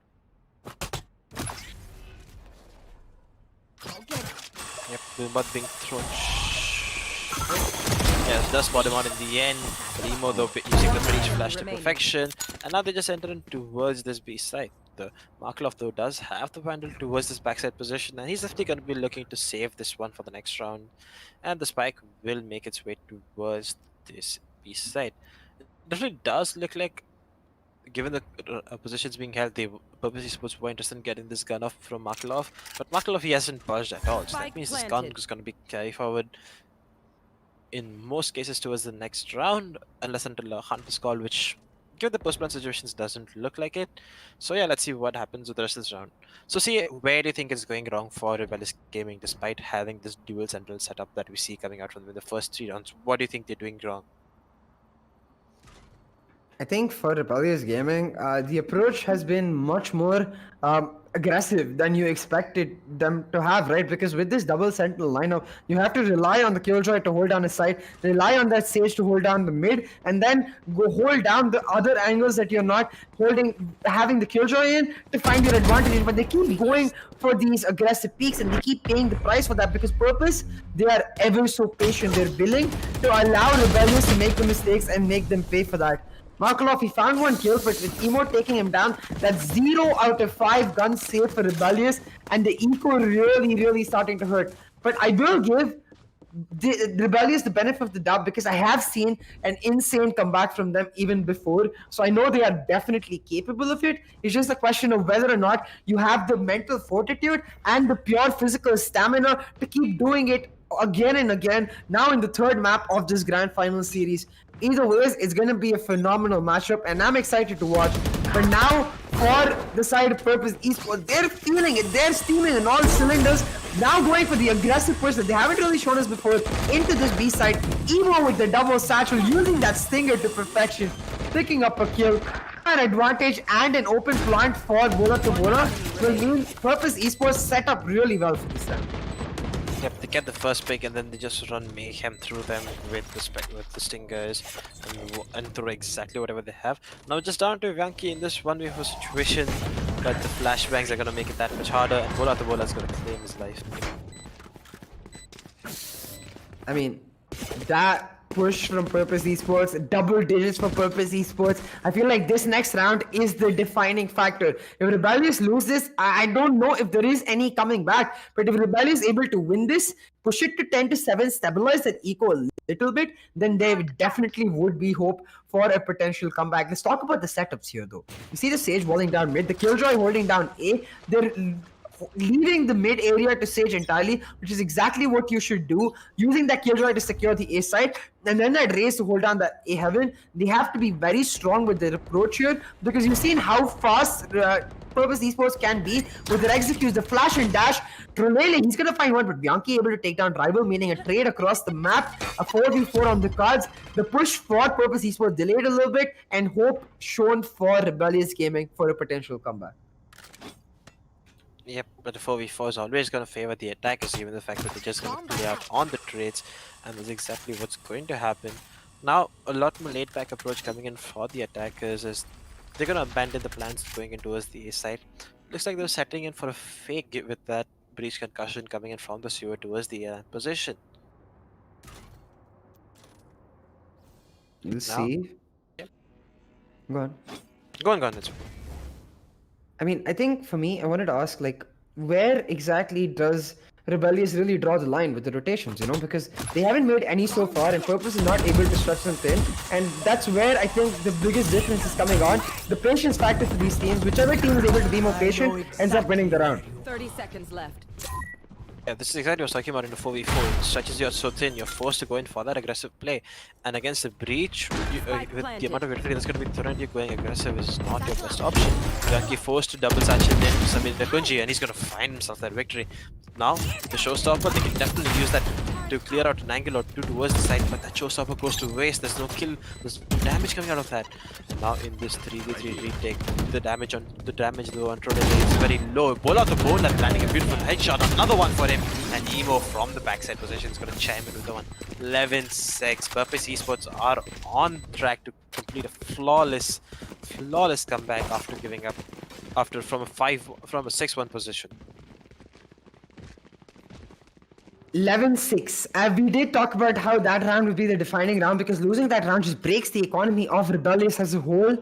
The Bulldog now coming through for Clone, the Light Shields coming through for Sikorsky. They're not able to find their footing whatsoever on this map. And from 5-0 down to 11-6, Purpose Esports, there is no stopping them. They are running havoc over all of Rebellious Gaming. The peak coming in for Michael Offord. It's Kimo picking up that first kill. Purpose Esports, they want to get this done and dusted. They're rolling thunder for Emo, but the orbital strike coming down will cause a lot of damage and delay, but not able to pick up a kill. Now Clone, he does have his resurrection ready, so we can push into the side, find the kill, will be able to pull it through. Trolele will end up taking it down. Bianchi with 2 more, so pulls it back. Bianchi with the triple, a one-man squad trying to find the comeback for his team. He's down to Bola to pull off a 1v2, but with such low health bars, it's not going to be possible. Rebellious with their backs against the wall at the brink of destruction, they pull it back. Yep, they knew there was fire under them in order to secure the other maps and not lose in such a fashion. So that's exactly what happens. They strike up. Bianchi starts fragging out. Bianchi's been on a roll though, 20 and 15, and the rest of his team obviously losing a bit of steam with 9-9-7-7, so not playing their part entirely. Yeah, Bianchi is able to frag out consistently, but I feel like Clone especially we're really missing here. I think he doesn't have the same agency on the stage, like not used to the stage as much as he is used to that raise. He's not able to find his frags, and that's really hurting the team as a whole. But hey, if Bianchi can pull off 4 kills like that every single round, it won't matter at all. He's picked up 2 already in this round. Bianchi, a man on a mission. The raise looking to turn it all around solo now. You see, for the side of Purpose Esports, Rolele, he's taking control of mid, trying to push it aside, but Bianchi, he's solo hunting down all members of Purpose with the triple. Jack will find Rolele, and Rebellious, are they on a comeback streak? Can Purpose stop them? Now it's just down to Samira Kunji, who's stuck between the wall and a hard place. The wall disappears, but Jack's been in a strong position, and he's gonna get Samira Kunji though. Flawless run coming in. Bianchi though, he's like, you know what, guys, enough of the slander. Let's show them who we really are. Let's show them the aggressive gameplay that we're known for, and that's exactly what he's bringing to the board right now. You know, 2 rounds, I think he had a 4K and a 3K, really strong fragging potential coming out from him right here. And this is exactly what you need to do when you're against a breach, right? Against a breach, you're forced to play a lot of anti-flash positions, hold out crossfire so that even, you know, if one member's flashed you, the other member helps and chimes in with that one. But if you really let a breach, you know, get in positions that they would like, get in those passive possessions, they're going to make you pay with the amount of game they have and those will affect the set of flash points, right? So they need to be aggressive, and that's exactly what they've done this time, and we see them challenging out mid again, and this could potentially help them out as well, winning these game duels. Now the slow ops are going to buy so much time, the Brimstone smoke as well, but this Clone as well there with his utility, but just to say that the Clone, he's going to cross the 9, and Samira Kunji is going to make it pray for it. You see, Rebellious Gaming, they've lost Clone in this matchup, but they should be able to use their ultimates to try and pull something back. Bianchi gonna try to do exactly that with the showstopper, not able to land the throw, does not get any damage onto Purpose Esports, and now with this advantage, Purpose Esports, they will try to push through. But this round, it's all about the bait, it's all about removing the utility of Rebellious Gaming and then going for the push. You see Purpose Esports, the spike, it's all the way at A. Bola to Bola, he's gonna pick it up now. Start making his way towards this B side. What are these mind games? Because Rebellious, they're not taking part in them whatsoever. They're holding on to the angles. It's just Bianchi on the rotate to back up Markelov. But with Sikorsky and Jack holding down this B side, I don't think Rebellious Gaming are going to fall into the trap. Scratch that. The caster's curse comes through. Actually, scratch that again. Sikorsky went for the rotate but pulled it back. And now with Jack finding a kill, Sikorsky knows where to expect them. But Bola to Bola, he takes down Jack. Bola to Bola trying to push into the site now. Can he find a couple more kills? We'll have to see. Gets the plant down though. And Emo, he'll find one trade with Sikorsky and another. It's 2v3 on the map. Purpose Esports, they have the advantage. You just need to hold on now. The plant is not open though, so it will give Rebellious a chance to push through, find the kill. But with Markelov, really know he needs at least 1 kill to be able to find the reset and the heal.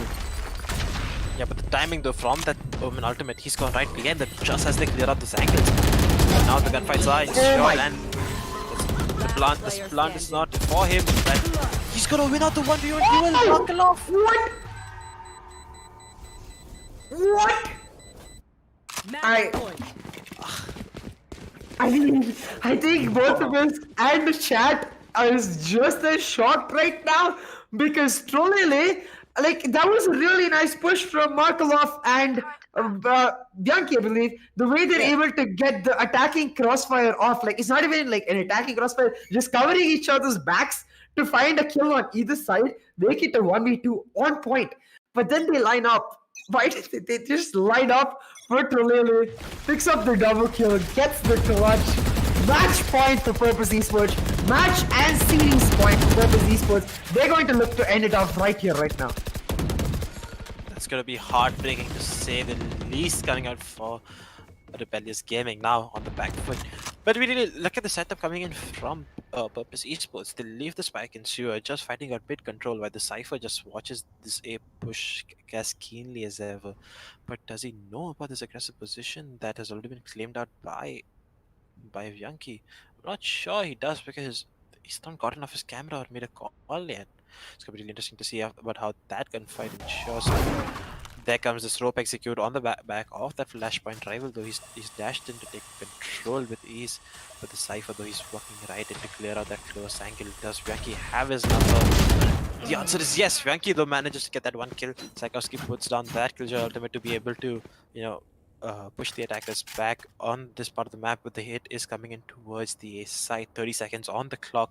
Rival, though, this is all where it matters. If he manages to get this kill onto 30 Markelov, he seconds can left. really put pressure on Bianchi and make the right situations. But Bianchi, though, Rival, though, he's going to do exactly that. And now the A side, the flashes on Bianchi. They're too good. Emo, he's going to get the kill there. And now it's a 4v3 situation. The resurrection, though, definitely there that they can pop and make the situation a bit better. But Rival is looking with his back turn, and Clone's going to get exactly that. And now suddenly, in a second, man advantage is now to Rebellious Gaming. Oh my god, this is an extremely interesting round to see how this pops out. They did use the Killjoy ultimate coming in earlier, so now they don't have the Trollele is going to get Clone 3v3 again. This is exactly where it all lies. Can Purpose Esports finish this? Saikowski turns around the correct time. Samira Kunji with one, Saikowski with another. Now it's just down to Samira Kunji in this 1v2 situation.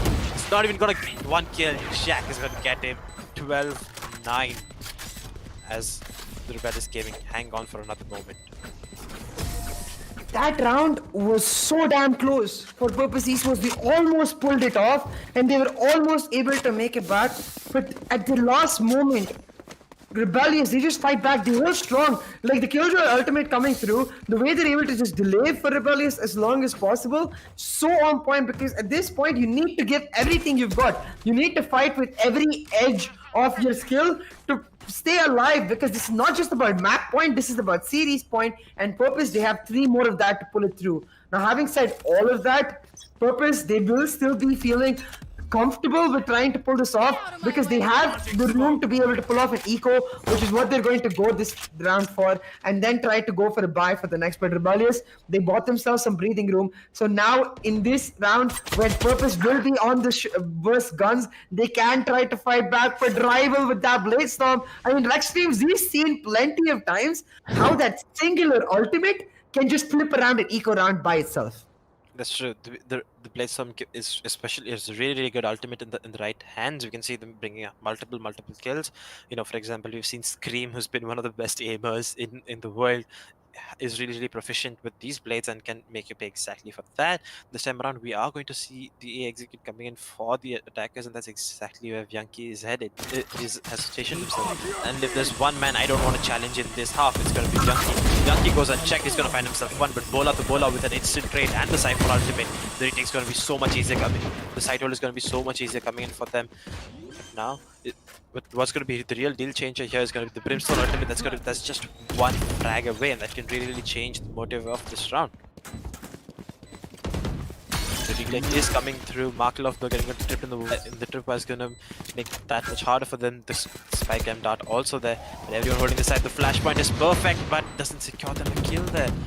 Jack is going to get himself one, but Emo with the charge inside of the corner. The flash is perfect. He's going to get himself one kill. And Jack, he's going to put Samira Kunji to his death. Now it's just 1v2 situation, but Markelov is dead. 12-10.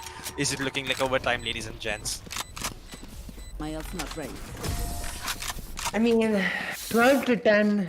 Rebellious Gaming able to hold on by the skin of their teeth and keep themselves alive. I do think Purpose Esports committing so many ultimates to this round, the Rolling Thunder as well as like the Neural Theft, really pulling out all the stops. It's not something you expect in an eco round, right? You don't want a team. You want a team to try and maximize the utility. So I'm a bit curious about that approach because going into the next, I think they will end up going for an eco once again. So Rebellious Gaming, they have the potential to make it 12 to 11 and then fight for the match point overtime round with the full buys.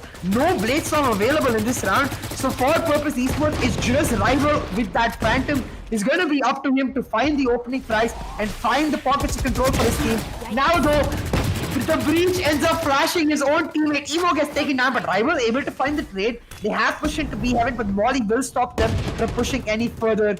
Jack will find the first kill onto Samara Kunji, but Rival, once again with the trade, we talked about how important Rival is going to be if Purpose Esports able to secure this map right here. But you see, they're not able to actually gain any big advantages. They can't really push into B heaven because they know Jack is there. And if they do push into A heaven, they're going to find themselves at the mercy of this Reyna in Markelov. Now, Markelov is not peeking the side just yet. Purpose, they're playing it very slow. But that a little bit of noise cue coming down, the draft noise for the jet, as well as the audio keys from falling down, will give Markelov a lot of information. He's holding it down. He finds one, but chooses not to dismiss. And that might be a huge mistake for Markelov here. Not choosing to dismiss means that he's not able to delay it a little further. And now Purpose is able to get the plant down. But the Brimstone ultimate, the Ominous Strike will delay for just a second. Bola repositions himself. He'll get the plant down. 2v2 now. It's going to be up to Rebellious to go for the retake. The tripwire that reveals Psychowski's positions, and if you can Last just this player 2v2 situation, Jack is going to get one, but now it's just down to Rival in this 1v2 situation, using this position out here to perfection. Jack is going to catch Jack, but Jack with a beautiful headshot. 12-11 Sieh, Rebellious Gaming. They're right in this one. They're not going to let us go without a cracker of a series. I mean, 12 to 11, 13 to 11 first map, 13 to 11 map 2. I know you guys are loving this. It might be an overtime, you know, we were so close and so teased for overtime in map 1 and 2. So you might see an overtime here in map 3. And if you guys want more of this action, you have to hit that like button. You have to subscribe. Show us the support. But if you want more of these tournaments to come through, if you want Team Mahi to pull out these like breeding ground events, essentially scouting grounds events, actually for such top quality players, show that hey, even in this new young startup era, these players can pull off just these insane plays.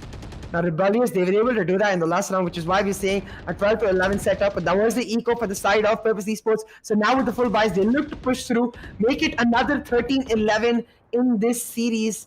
They're taking mid control though with the lurker left towards that B main area and one left towards the A main. Rebellious, they're getting a bit too aggressive for themselves. You see Bianchi's pushed himself out to A main, but does not push further. And that might be key here because now you see all of Purpose committing to this B heaven side, but the molly, the grenade, the wall, all to deny them the push. So much utility use, but too good use. As now Purpose Esports, they can't go to B heaven. Bianchi is giving the information that hey, they're not coming through A main. Markelov holding down B main, giving a lot of information. But Samara Kunji finds the first kill onto Clone, and that's gonna set up this B side push. It's gonna be down to Psychowski to hold it down by his lonesome. Barely doesn't get tagged, but with the paranoia coming out, he has to move out of his angle. But Jack, the Brim, he's gonna take down the spy carrier. Rolele though, he finds two more, and now the duelists of Rebellious, all there is left with their ultimates to pull us to overtime. They do have a lot of utility to work with. The raise then goes out. They do have the showstopper to pull it in. But Bianchi, he's heard this Omen ultimate. He's gonna let it go and he's gonna get the kill here. He's gonna get the kill. That's a 2v2 situation. Make that a 2v1 as Markelov is gonna get himself one as well. Emo though, last man standing in this backside position. The raise ultimate, it misses. But look at the HP. Bianchi definitely doesn't have the highest HP to work with. He's gonna give the topics out, but I don't think I don't think Emo knows where he is. Emo in this 1v1 situation. Does he win this one out for Purpose Esports? He does! 13-11. Purpose Esports, they take this one out of Rebellious Gaming's hands. And they are the champions of the Team Mahi Community Cup. That was just an insane series. Like straight up. 13-11, 13-11, another 13-11. God damn, these teams were on fire today, and both of them deserve our props. But Purpose Esports, you take the cake. You're the champions, and you will be getting, just the crown as well as the lion's share of the prize pool. Absolutely amazing. Props to be given to Rebellious too, because they gave their hearts and they gave us an amazing matchup. Now, guys, don't leave just yet because we have a jersey giveaway for you. We are going to celebrate with that official Team Mahi jersey, a chance for you to really get those goodies and make sure that you leave this stream with an even better note after this amazing series. But before we do that, I just want to ask you, Rexdreams, like, what would be your words to these up and coming players? Like, how do they keep improving, trying to get into that professional esports career as a full time thing? I mean, it's been said time and time again, the grind is the only way to prove yourselves. And it's opportunities like these coming out by Team Mahi, a great initiative, organizing these community cups where the well-known teams are not participating so that they can dominate you. And you can really get, like, you really get a chance to showcase your skills. And that's exactly what this was meant for, and that's exactly what I think. Like players like Bola to Bola, Emo, Rival are gonna get so much fame coming out of this, and the whole squads, and not only just the champions. So many players like Bianchi are gonna get so much recognition. So many players from the previous teams like King Lothar is going to get so much recognition for how he aims, how he plays. So a lot of these things are going to come in as factors as to how your future in the esports industry is. So a great series coming from both the teams. I was shell shocked throughout the entire series. It was literally like a seesaw, like 5-1, then with Rebellious giving up, and then a flawless comeback coming out, and then just going out both sides. It was definitely a seesaw, like an emotional roller coaster. You're like, wait, no, wait, here. And they just like pulled it out in all angles. You're just like, what is going on? The one thing you do know for sure is that it was really fun to watch and cast. So thank you for all that. But let's quickly get to the giveaway. Spam Mahi OP in the chat right now. Get that giveaway going. Give yourselves a chance to win that free jersey. Mahi OP indeed, because we got this tournament, we got these giveaways, and we got all of these goodies for us. It was just absolutely phenomenal and fun. So thank you all of you for coming, and consider this our way to say thank you back to you. Now, you will see in the chat a lot of Mahi OP, but a congratulations due to Purpose Esports too. They found their purpose. I mean, the way they're able to continuously just, as you said, grind it out. Like, this is the only way to be the best. Purpose, they do exactly that, and they define the expectations of where you can really push through and achieve what you can achieve. So hats off. So I have to ask you, Rex, like players like, as you said, the recognition for players like Bola to Bola or even Rival, in fact, the entire team of Purpose Esports, Trolele with the clutches, Samir Kunji, of course, we know him, doesn't need as much recognition, but like the team itself, like the idea that they look so strong, I hope this will give them confidence to appear in the much bigger tourneys, make a bigger claim to get into that top 10 of the region team aspect. Yeah, I definitely do see them coming up in future tournaments, like bigger tournaments, not comedy ones, but sure, the ones with larger prize pools, and see them definitely making a dent. Like, I definitely do think they have the potential. They are great players themselves, and they can do, like, they have the potential. It's not like we see any bad gameplay or any stupid mistakes or any silly mistakes coming out of them. They're playing exactly like you would expect a professional team to play. Yeah, I know, right? Like at this point, we just gonna go towards the giveaway winner. We'll call off the winner in a second. Remember, give us your Insta link so we can we can give you the details of how you're gonna get it. I ghost here. You are the winner. Congratulations for that jersey pickup. Make sure you send us your Instagram details at Team Mahi in the chat right now. Mention your Instagram details and we'll contact you ASAP about how you can go about receiving the gift that you have achieved today. But damn, I mean, chat is losing its shit. We're seeing a lot of Mahi OP. I see Vacant in the chat too. Hi, Vacant. Like, guys, in general, this has been an absolutely phenomenal journey. I had Rexdreams for most of it. I had Aggressive for a couple of games too. So, Rex, anything to say for this tournament or to the viewers in general? Thanks a lot to the viewers for the consistent support, to the casters, and thanks a lot to the management. It was really flawless from the time that I was chosen to cast till right now. The admins, the management, and thanks a lot to Euphoria with some spectacular production. I know how hard it is for production Yep. because we've been with Sieh and a half class in the past, so we know how hard it is. And I think Euphoria did a splendid job of doing so in the short amount of time he had to learn the same things. Hey, Euphoria is here. I'll take my audio in just a second. No? Okay. Hello guys. I guess these guys can hear me now. My mic is on right now. So thank you so much, boys. CA and Rex and Aggressive for doing an amazing casting, analysis and casting and everything. It was amazing. I would also like to thank the management team who worked behind each and every Yep. one. I've mentioned their names also in the description. They have done a wonderful job.